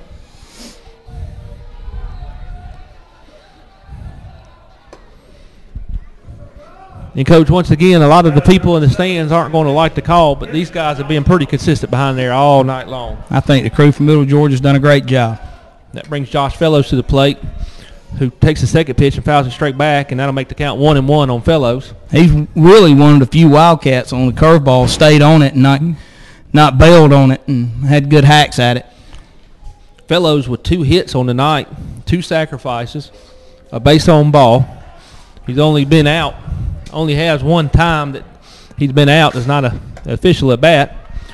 This time Benson throws a fastball straight by him and quickly gets ahead 1-2. That one was up there. He let that one go. Had a little gas to it.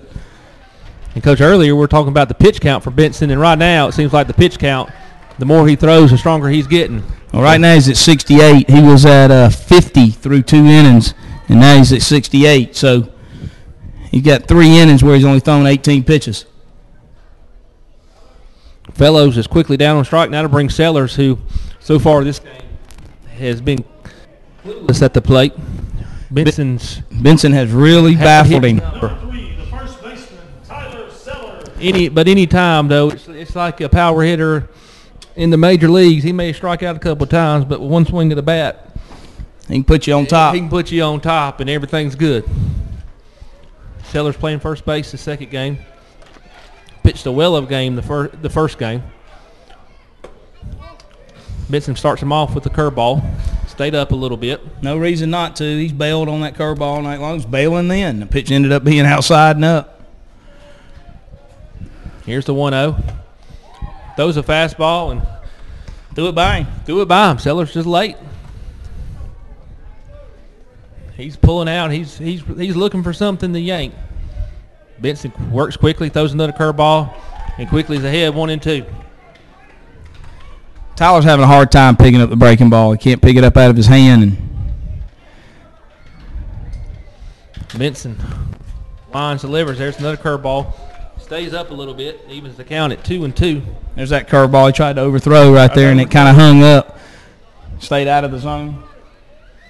And I know they're up in the zone, but if I was Tyler, if he would just stay in on those curveballs and hit one of them hanging curveballs. I think he's going to see a fastball right here. I think he's threw the fastball by him. Yep. I'd like to see him lock in right here. And I wouldn't be surprised with the fastball, and there it was. Outside corner, good call. And that'll do it. And for the 3rd time this game, Tyler Sellers is down on strikes looking, and we will head to the bottom of the 5th inning. Locust Grove 2, Mary Persons 2.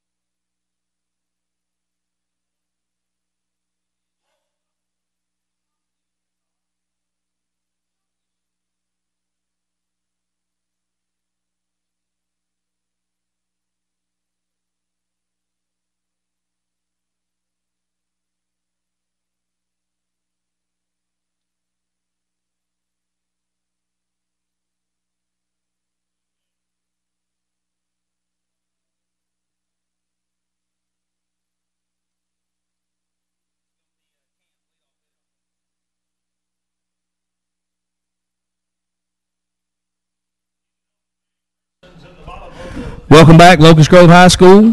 Going to the bottom of the fifth, 2-2 game tied up. State second round of the Quad A playoffs. Leading off for Mary Persons will be the leadoff batter, Mikey Camp. Mikey with 2 base on balls so far in this game. He hadn't seen a strike all night long. No, he hasn't. There's his first one. There's his first one.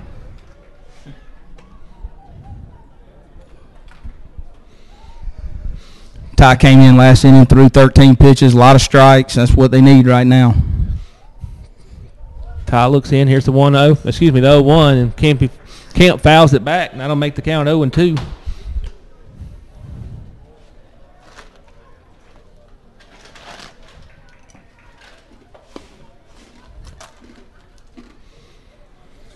Plumley working quickly.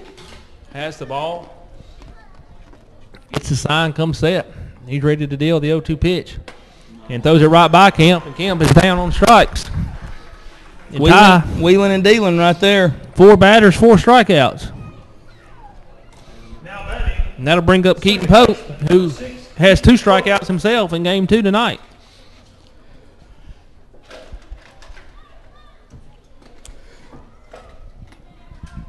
Coach Gasly's been a little disappointed in Pope tonight. He's had an opportunity to move runners over and hadn't done it, and hadn't looked really good at the plate, and I'm sure he's trying to redeem himself right here. Plumley once again gets ahead. Here's the 0-1. Nice breaking ball. Breaking ball, and it is 0-2 real quick on Keaton Pope, the second baseman for Mary Persons.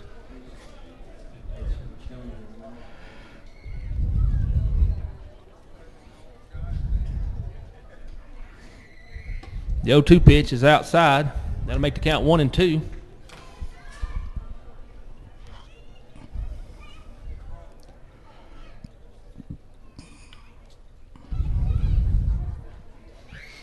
Here's the 1-2. Pope hits a high chopper back to Plumley. Plumley gets it and tosses it to first, and that'll be the second out of the inning. And that'll bring to the plate the DH, number 5, Hunter Cranford. Well, Ty counts for the next out. He's accounted for all 5 outs since he's come to the mound. Really throwing the ball well right here, and I think a lot of it has to do with his rhythm. He's getting the baseball back and going to the hill, and got rhythm, got confidence, and you're right. He's faced 5 batters and counted for all 5 outs. Here's the first pitch. Upstairs. Makes the count 1-0. Cranford 0 for 2 on the day. He's in this game. He's popped up the first and struck out 0 for 5 on the day. There's a curveball in the inside corner, and quickly the count's 1-1. There's that hole where Cranford has a problem with it. Anything that's in on his hands, he really wants to try to get his arms extended. Here's the 1-1 pitch. Oh, no. Cranford lifts one into center field. Cortez drifts back. Oh, no, I thought he'd hit it out, Coach. Coach, I believe we got into late in the night, got a little heavy air because that ball felt like it was going to go a little bit farther than it did, but Cortez, with no issues, drifts back and makes the catch. He's camped under it right there. I thought he'd hit that ball out. And that'll do it for Mary Persons here in the bottom of the 5th. No runs, no hits, no errors, nobody left, and we'll head to the 6th. Locust Grove 2, Mary Persons 2.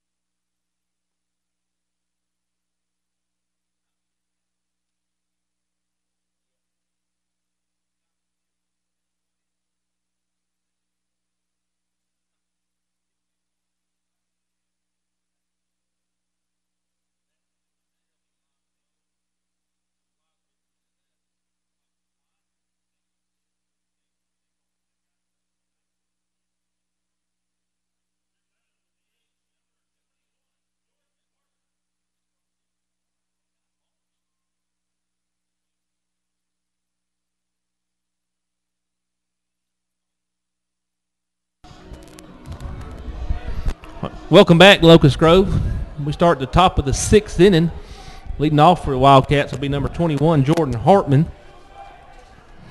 Hartman on the game, is 1 for 2. Has a single over the third baseman's head that drove in a run in the first inning. It flew out to the left fielder. Take the first pitch for a strike. Here's the second pitch down and in, evens the count at 1-1. Guy behind the plate's done a great job catching Benson tonight. Yes, he has. Here's the 1-1 pitch upstairs. Counts 2-1.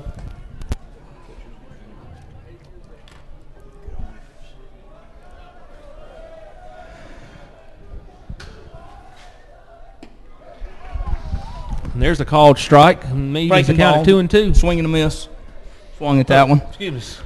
I got in your way. I got in your way there, Coach. I apologize. I'll stay out of your way. Here's Benson with the 2-2 pitch. Fouled straight back. That makes me nervous when they foul it straight back at my camera. I don't have enough money in the program to be able to buy new cameras.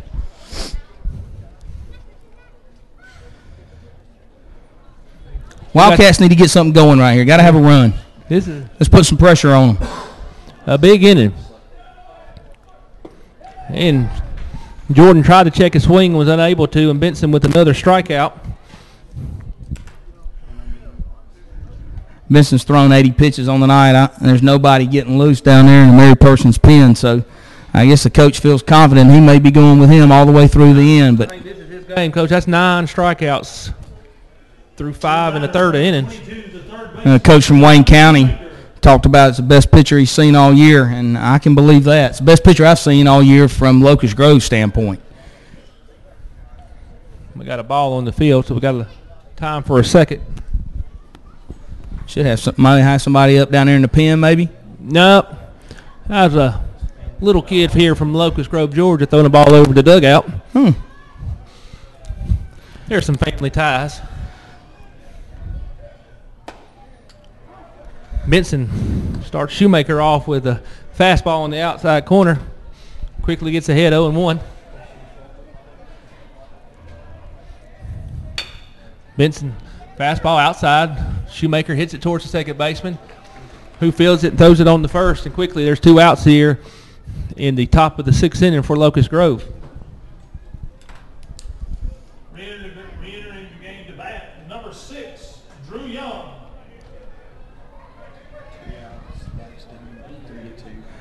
Drew Young's going to re-enter for, I guess he's going to hit for Plumley. Let's see who the Wildcats have up down there in the pen, because they're going to have to go with somebody. Nobody's warming up, Coach. We may have missed it last half inning then.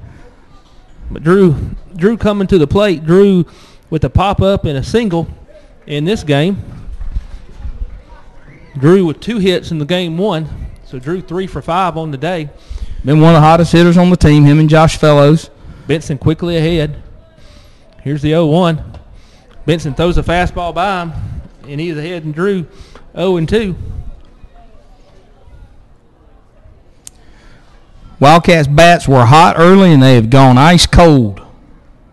Here's the 0-2 by Benson, and Drew skies it up towards the third baseman. He's underneath it, and he makes a little circus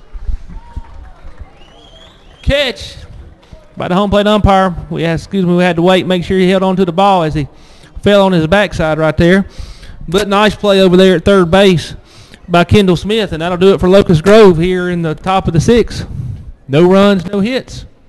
No errors, no left. We played 5.5. Locust Grove 2. Mary Persons 2.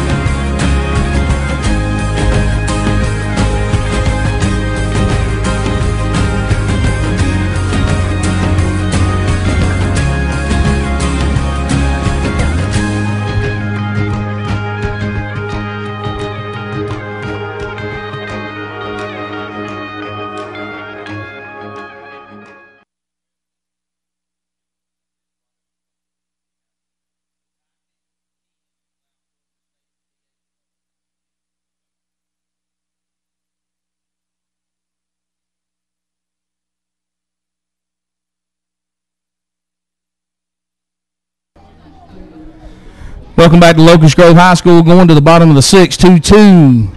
Mary Persons and Locust Grove knotted up in a ball game. We made a little defensive error, Coach. We didn't pick it up from up here in the box with Drew. We thought Plumley came in for Drew, and that was not the case.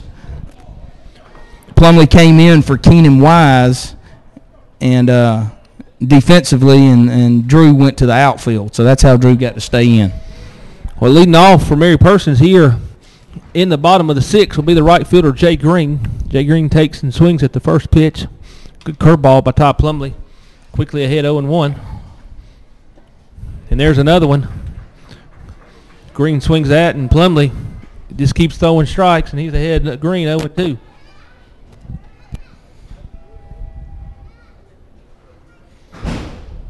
Plumley gets the sign, comes set. Throws another curveball. Green fouls it all past the first base side.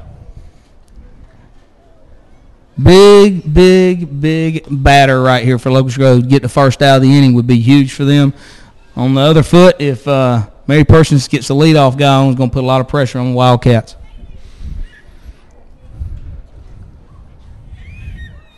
Here's the 0-2 by Ty, and it's outside.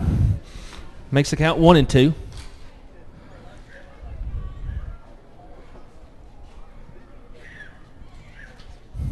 The 1-2 pitch down in the dirt. Green doing a nice job after swinging at 2 curveballs and missing, staying off of that curveball, and evens the count at 2-2. Green scored one of the 2 runs on the night. He walked in the 3rd inning and came around to score on Holden Field's double. Green 2 for 5 on the day.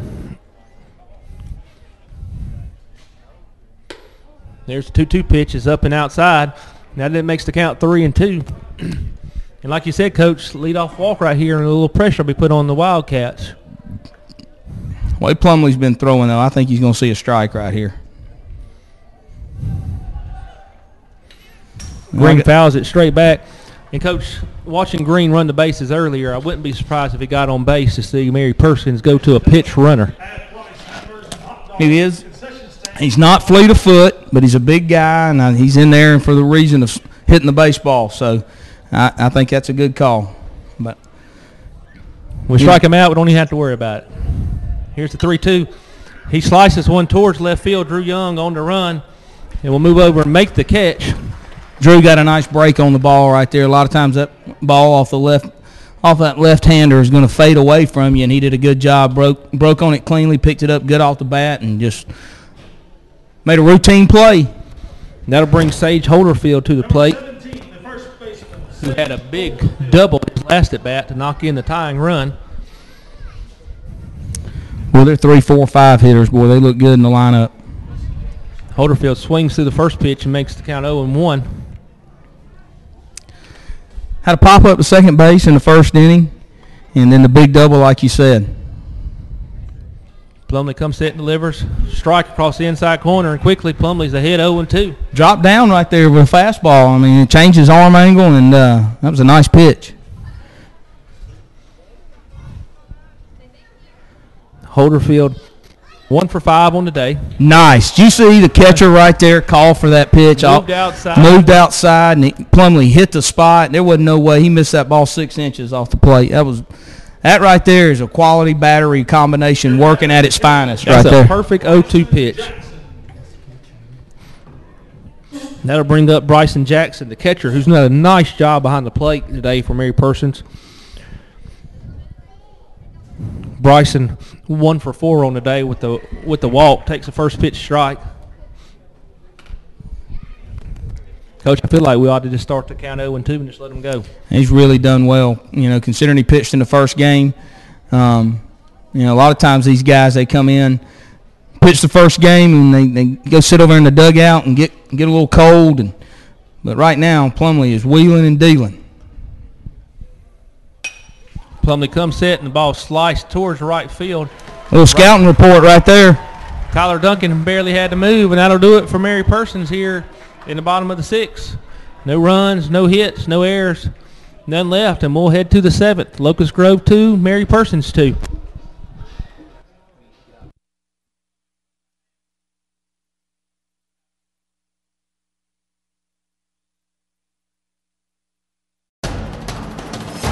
can get a player up here. Oh, that's good stuff. All right, perfect. Prepare a Wiley Ballard graphic. Do you want me to start the stream? Start the stream. Camera 3. Beautiful. We're coming in on 1. For more information on how your school can join the Play on School broadcast program, go to playonsports.com/SBP.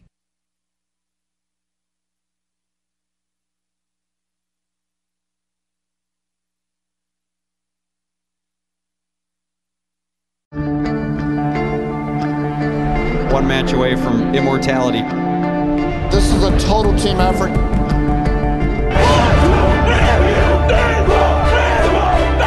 gonna come at you. One shot at this.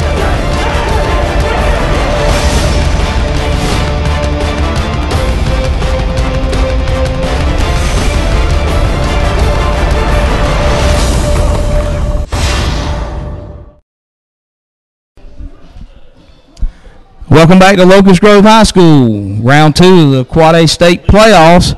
Going to the top of the 7th. Winning a 2-2 ball game. It's been a great baseball game tonight where pitching has dominated game 2. You're right, Coach. But for Locust Grove, Dalton Kuhn is leading off the top of the 7th. Dalton 0 for 2 in this game 2 with 2 strikeouts. But, Coach, it was last week when the 7th inning came that Dalton Kuhn's got it started with a double down the line. He's a guy that likes the clutch situations. Good baseball player, heady kid. The first pitch from Benson is called a strike.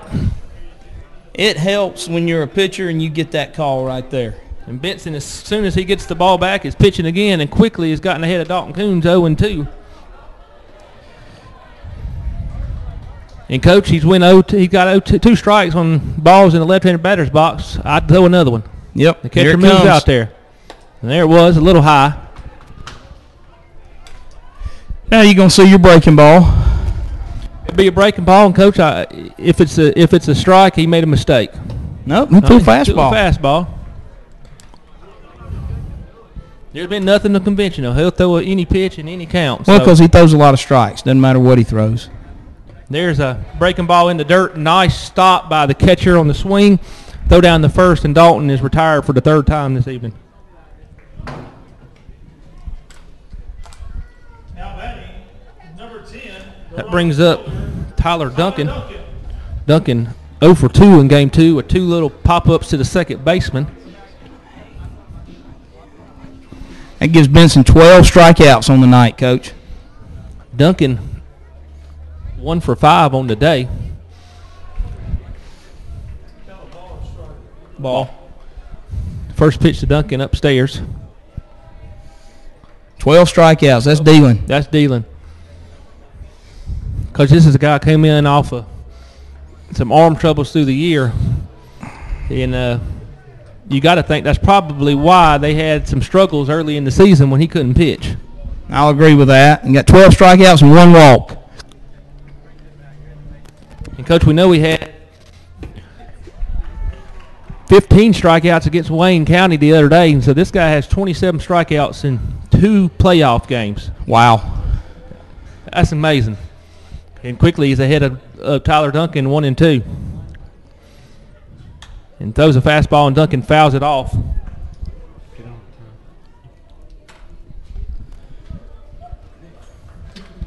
Coach, I know we had a game early in the season where he had 18 strikeouts, so he is your definition of a power pitcher. Well, game's all in his hands. Here it is, 7th inning. He's thrown 95 pitches, and there's nobody getting loose.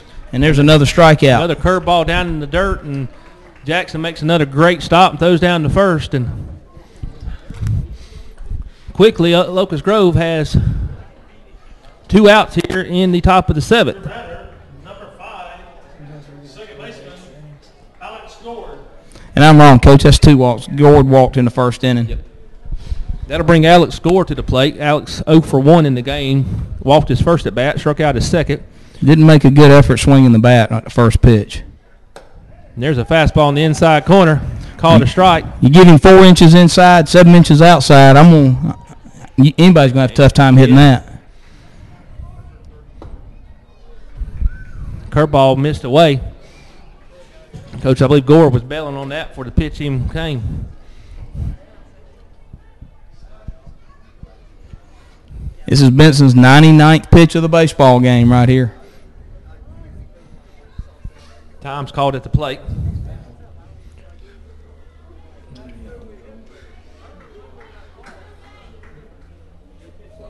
Here we are back in action. 1 ball, 1 strike.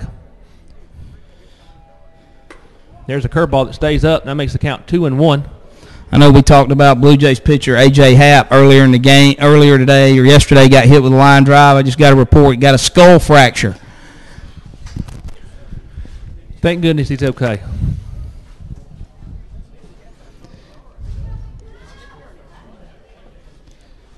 And I mean that okay in fact that he was released from the hospital tonight. You know, skull fracture is not good, but if you saw the play, it could have been a lot worse. They say it was behind the ear and it'll heal on its own, so that's good news for him. God bless him. Benson gets the sign. Here's the 2-1 pitch. Curveball. Gore lifts over shortstop. Shortstop moving back. Left fielder move in. And it's going to find that no man's land. Gord has himself a single with a little Texas leaguer. Looks like a line drive in the scorebook. That's right. And that'll bring to the plate number 20, the leadoff batter, Cortez McDowell. Cortez 5 for 6 on the day with the walk. Coach Phillips is going to make a substitution right here. Speed-wise, going to substitute number 23, Levi Knight's going to come in and sub for Gord. I'm sure he'll sub back out defensively, and Gord will go back to second base. But Coach from Mary Persons is going to make his way to the mound and have a little chat with Benson, it looks like.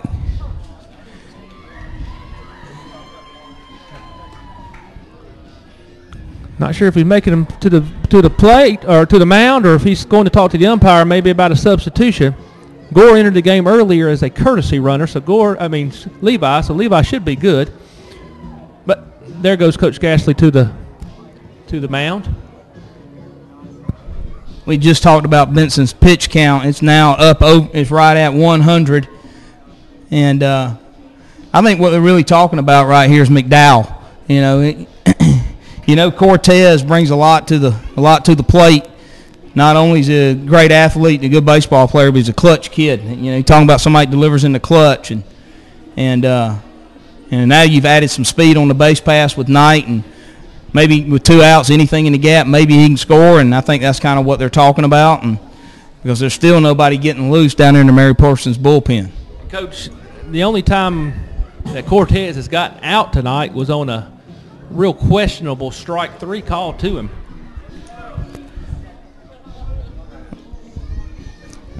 That's one of those where we talked about you getting that pitch 6-7 inches off the plate, and that was one of the ones that he got. But the umpire's been consistent. He's called it there all night long. And I believe you're Mary Persons right here. I would back the outfielders back a couple of steps. And it looks like they've done that. Try to keep the ball in front so that guy can't score from first base.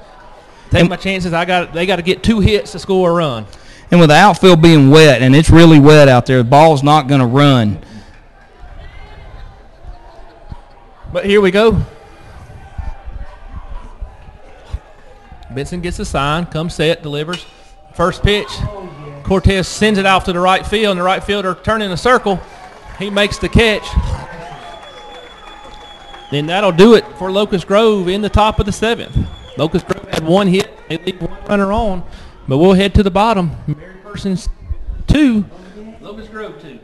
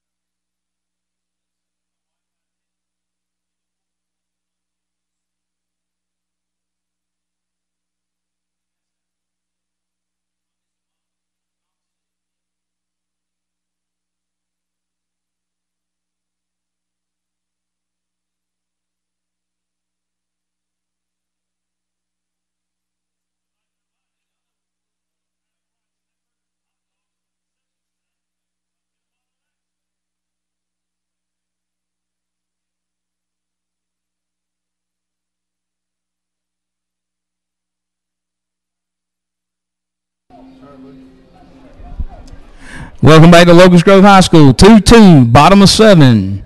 Quad A State baseball playoffs. Great ball game tonight. Pitching has been the story of game 2. Benson from Mary Persons has thrown extremely well. Ty Plumley's come in for the Wildcats and shut them down. And let's go to the bottom of the 7th. Leading off for Mary Persons will be Kendall Smith. Kendall playing third base this evening. Kendall 0 for 5 on the day. 0 for 4 on the day with 4 strikeouts. Kendall takes the first pitch outside, and the second pitch is down low, and quickly Kendall's ahead in the count, 2-0. And, Coach, you can ill afford to lead off walk in the top of the 7th with the tie ball game. No, can't have that. The bottom of the order, so far in this game, the bottom of the order is 0 for 6 with 6 strikeouts. That's what you're looking for. And Kendall hits a 2-0 pitch out towards left field. Drew Young comes in, calls off the shortstop, and makes the catch.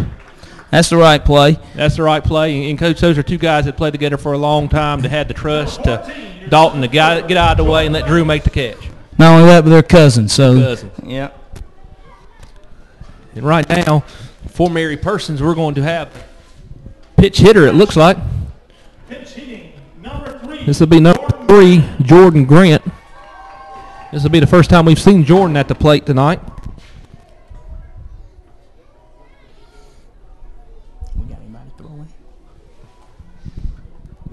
Grant, a left-handed hitter.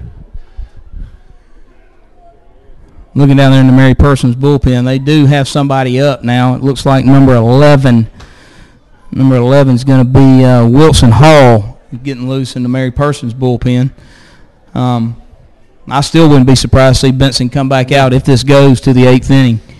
And, Coach, you don't generally see left-handed hitters come in to face left-handed pitchers, but, I guess if you're Mary Persons, you figure the right-handers hadn't done it, might as well try it.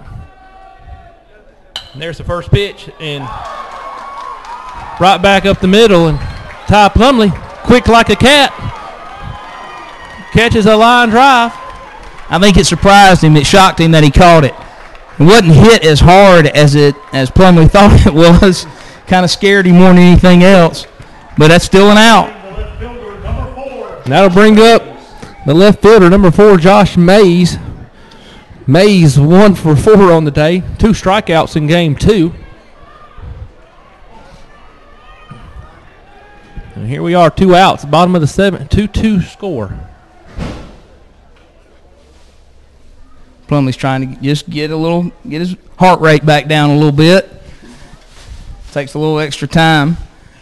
Gonna be ready to go. Here's the pitch, and first pitch is way outside the Mays. That's the first tentative ball he's thrown in 4 innings. He just needs to relax after that line drive back at him. Comes set, kicks, delivers. There's a pitch that's downstairs.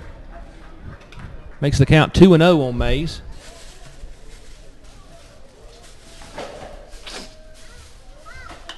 Mays swings and fouls it back off the right-hand side. And, Coach, I believe Mary Persons has helped tie out here. That's twice they've swung at 2-0 pitches, and one was an out, and one got Plumley back in the account. And when you're 0 for 6 with 6 strikeouts and you get ahead 2-0, I believe you got to make him throw some strikes. I do too. But Plumley's thrown a lot of strikes, so. There's the 2-1 pitch upstairs, and it's 3-1 on Mays. I'm hoping that line drive didn't shake him up. He's kind of been tentative to this batter. Make him put it in play right here. Got to make him put it in play. Make him leave running. Mays fists one out towards shortstop. Dalton Kuhn comes in, makes the play, and we will head to the 8th inning. Free baseball. Free baseball. Will ruin my night. Ruin my night. We got school tomorrow, but, we got a baseball game to win. We got a baseball game to win. And if you're going to stay up late, what better way to do it than spend it at the ballpark? For Mary Persons in the bottom of the 7th, there were no runs, no hits, no errors, nobody left. And we go to the 8th. Locust Grove 2, Mary Persons 2.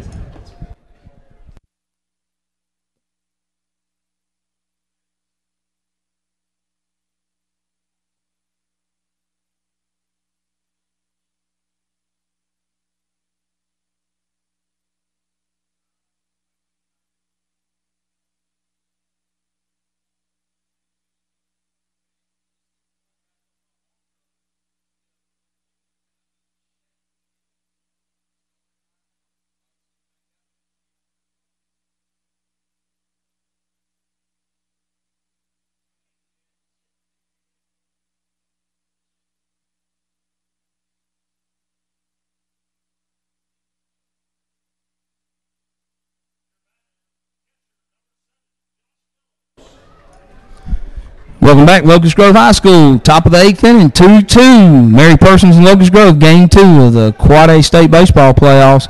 Been a pitcher's duel. That's what playoff baseball is all about. And Benson goes back to the mound for Mary Persons. Been really effective tonight. Kept Locust Grove hitters at bay all night long, and really provided a solid pitching performance for Mary Persons when they really needed it. Let's start things off here in the top of the 8th will be the catcher number 7, Josh Fellows. Fellows has a hit and a strikeout in game 2 along with the sacrifice in the first inning. Benson still on the mound, as Coach Lee said, and to get the 8th inning going, here's the first pitch, and it's upstairs, and Fellows is ahead in the count, 1-0. Well, that's pitch 102 for him, and he doesn't look like he's lost anything on the fastball. No. Comes back with the curveball that stays down, and quickly Fellows is ahead in the count, 2-0.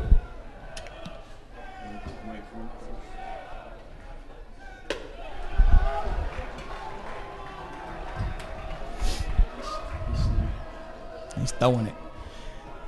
He hadn't lost a thing on the fastball, But he's got to find the strike zone. And there's the 3-0 pitch across the plate. Let up right there just to get a strike. Still in hitter's count.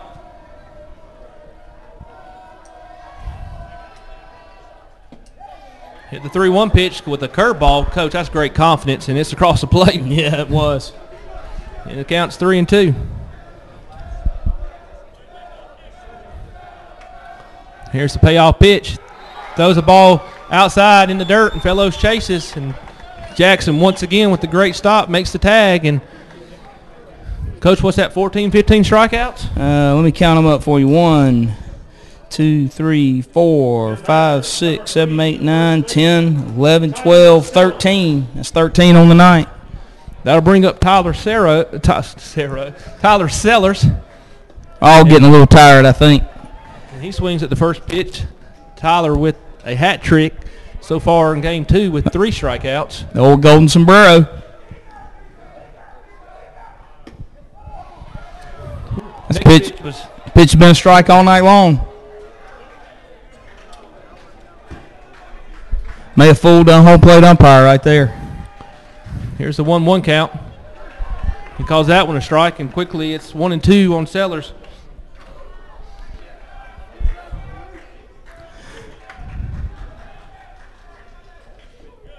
One-two pitch in the dirt.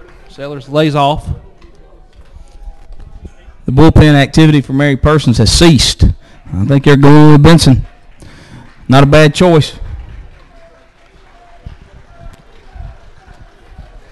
The 2-2 pitch. Curveball in the dirt. Nice stop by Jackson. He'll flip to first base, and Sellers once again is out on strikes. That'll bring up the DH, Jordan Hartman. Hartman with the RBI single in the first inning. A pop-up to the left fielder, and a strikeout is next to at bats.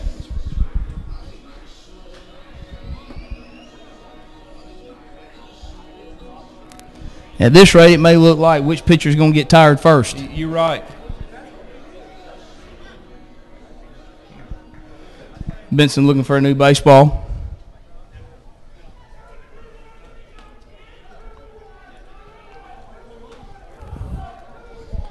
Pass along the scores from just the Region 4A that Locust Grove is a part of. We just got word Griffin lost 2 games tonight in the playoffs, so Griffin is out, and we know Dutchtown lost game 1. So Locust Grove may be the only hope for Region 4A. Jordan Hartman takes the first pitch, called strike, and fouls the second pitch off over third base. And quickly, Benson's ahead of Hartman, 0-2.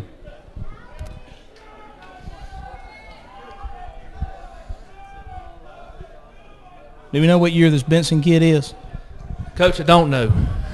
Not a lot of information on this Mary Persons team as far as stats and years, but I can tell you that they do have 9 seniors, so a senior-heavy team in that regard. Well, I can tell you this kid right here can throw at the next level.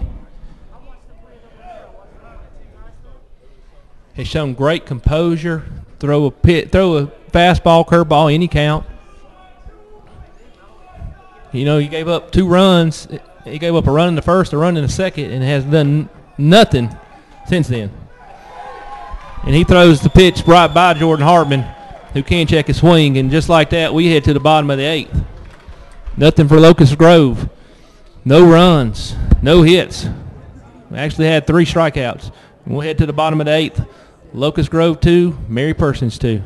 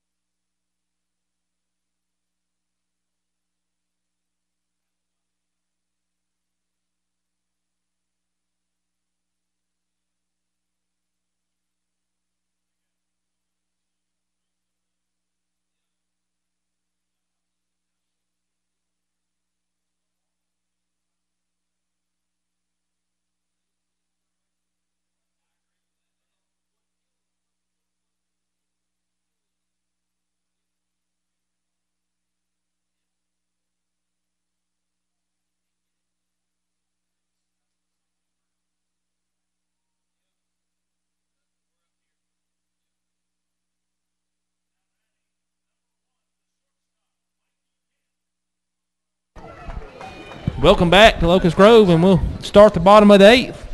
Tied at 2. Up for Mary Persons, who's the home team in game 2, will be at the top of the order, Mikey Camp. Mikey with 2 walks and a strikeout in the game 2.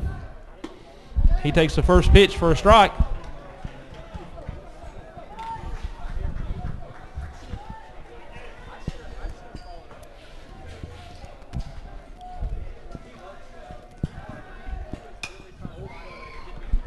The 0-1 is fouled off over first base, and quickly Top Lumley's ahead of Mikey Camp. 0-2.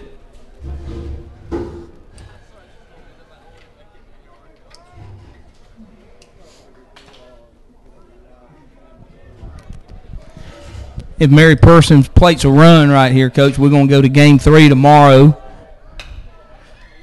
And once again, Ty Plumley makes a great play on the mound.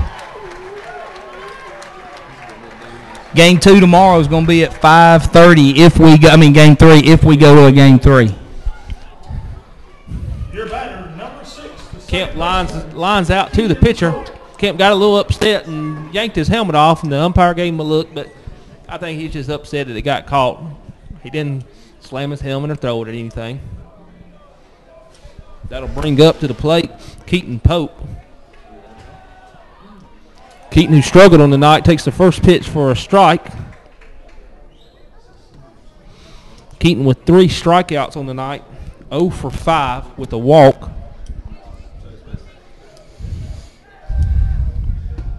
There's that pitch. There's that pitch off the outside corner, and quickly Plumley's ahead 0-2. See if Fellows goes back out there again. Fellow sets up way out there. That's a little too far outside, but a great 0-2 pitch. Maybe an opportunity to bust him in on the hands right here, fastball. He's all over the top of the plate. There's the curveball. He catches the inside corner. And that'll be it for Pope, who is called out on strike. He didn't like that call by the umpire. Gave him a look, and I know it's playoffs, but you can't be the umpire when you're in the batter's box. No. That'll bring up Hunter Crampton, designated hitter. Hunter 0 for 3. And so far in game 2, Hunter was 0 for 3 in game 1. Hunter hit a long fly ball to center field his last at bat. Just got word that Dutchtown also lost, so everybody in Region 4 is gone.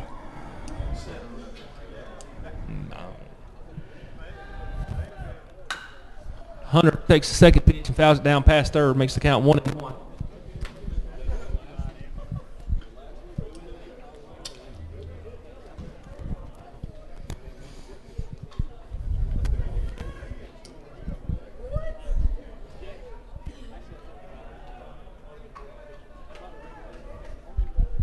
Plumlee looking in, getting the sign.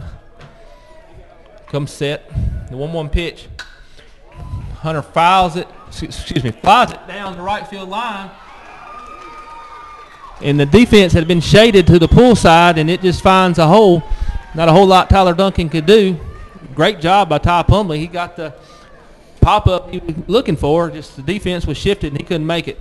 Now batting the right fielder, number 10. Made a great pitch.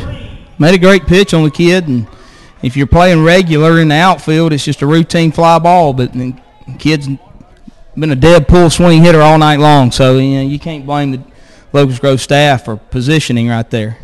That'll bring to the plate Jay Green. Green with a single and a fly out in 3 plate appearances so far in game 2. Walked his other appearance. Scored one of the 2 runs. Plumlee comes set.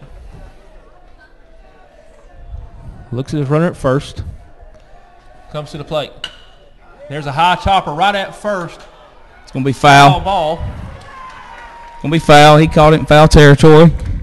First base umpire was right on top of it.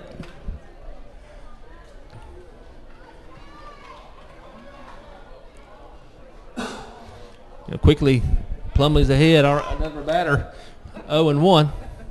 Still no action in either pen. Looks like these two guys' game. Plumlee comes to the plate. Stayed up high. Plumlee's got to be careful. Didn't really come set on that pitch. I don't think he's a threat to steal. No. He'll afford a balk. Right now, I believe Mary Persons would need 2 base hits to score him. There's a base hit right up the middle. He's going to go. And the base runner stops at second base. The defense was shaded to the pull side, and that was towards the left center field gap, and I believe Hunter Cranford probably could have made third. I'm not real sure if it was his fault or if he didn't pick up the coach or what, but anyway, it's a break for Locust Grove because runners are on first and second instead of first and third, and that'll bring Sage Holderfield to the plate. Sage 1 for 3 on game 2. Had a double knocked in Green in the 3rd inning that tied the game. So you got a pretty good bat coming to the plate. And 1 for 6, but his hit was a big one.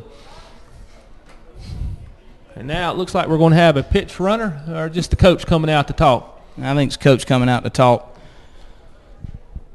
I know we thought maybe we'd see a pinch runner for Cranford and didn't get it, and I think it may have hurt him right there by not being able to advance. That ball was far enough in the gap, line drive-wise, with 2 outs. He should have been standing at Coach, third base. Tie ball game, bottom of the 8th. If you're on third base, even with 2 outs, a pass ball can give you the game. Here's the pitch. It's a curveball in the inside corner, and Holderfield is behind in the count 0-1.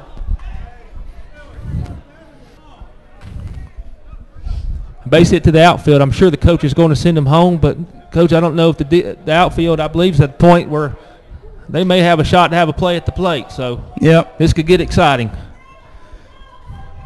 Plumlee comes set, delivers. Nice breaking ball. Swings through a breaking ball. Nice pitch right there. Got him right where he wants him. We're 0-2 on Holderfield. First and second, 2 outs, tie ball game, bottom of the 8th. Plumlee struck him out in the 6th inning. Would like one more. Trying to keep the runner close at second. Plumlee deals outside. Makes the count 1-2. Now may be a time for Fellows to sit out there on that 7 inches off the plate and see if he can hit a spot and get a call.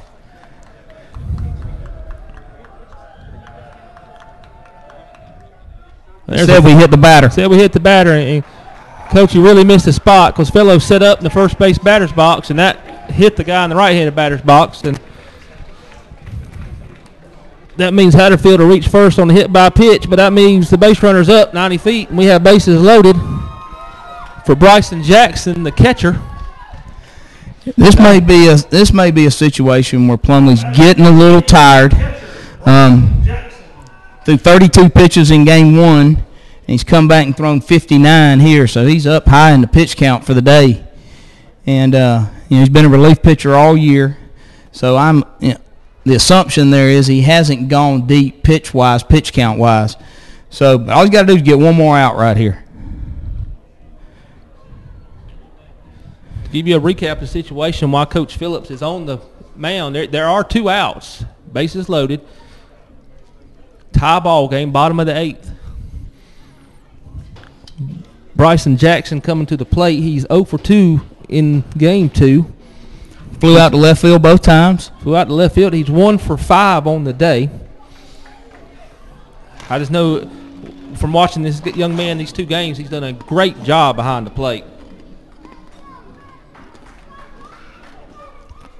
Done a great job catching Benson. That breaking ball's in the dirt. And, sometimes when guys have great nights defensively, they always seem to come up with a big hit in clutch time. Yes, they do. And there it is. There's a base hit to right field. And that will end the game as Bryson Jackson takes the first pitch and singles right field, and that brings the winning run across the plate. And we will see you tomorrow afternoon for Game 3. Game 3 will be tomorrow afternoon. Coach, we saw a heck of a baseball game tonight. It didn't come up good on our end, but I tell you what, Mary Persons deserved it. With the kid they had on the mound, Benson really set the stage, gave Mary Persons an opportunity. It's a situation to where good baseball, good things happen. The hit batter probably hurt right there, but that's high school baseball. You're right, Coach. That was an outstanding game. It's a shame any team had to lose, but that was a great job by Mary Persons. Give them a lot of credit for fighting back after losing Game 1, 12-3. But great job on the mound by Benson. Great job by the Wildcat pitchers. And this is what playoff baseball is supposed to be about. Game 3. All right, well, that's going to do it from Locust Grove High School, where your score, Mary Persons 3, Locust Grove 2. We'll see you tomorrow at 5:30 for Game 3 in the Quad A State Baseball Playoffs. They're flipping right now.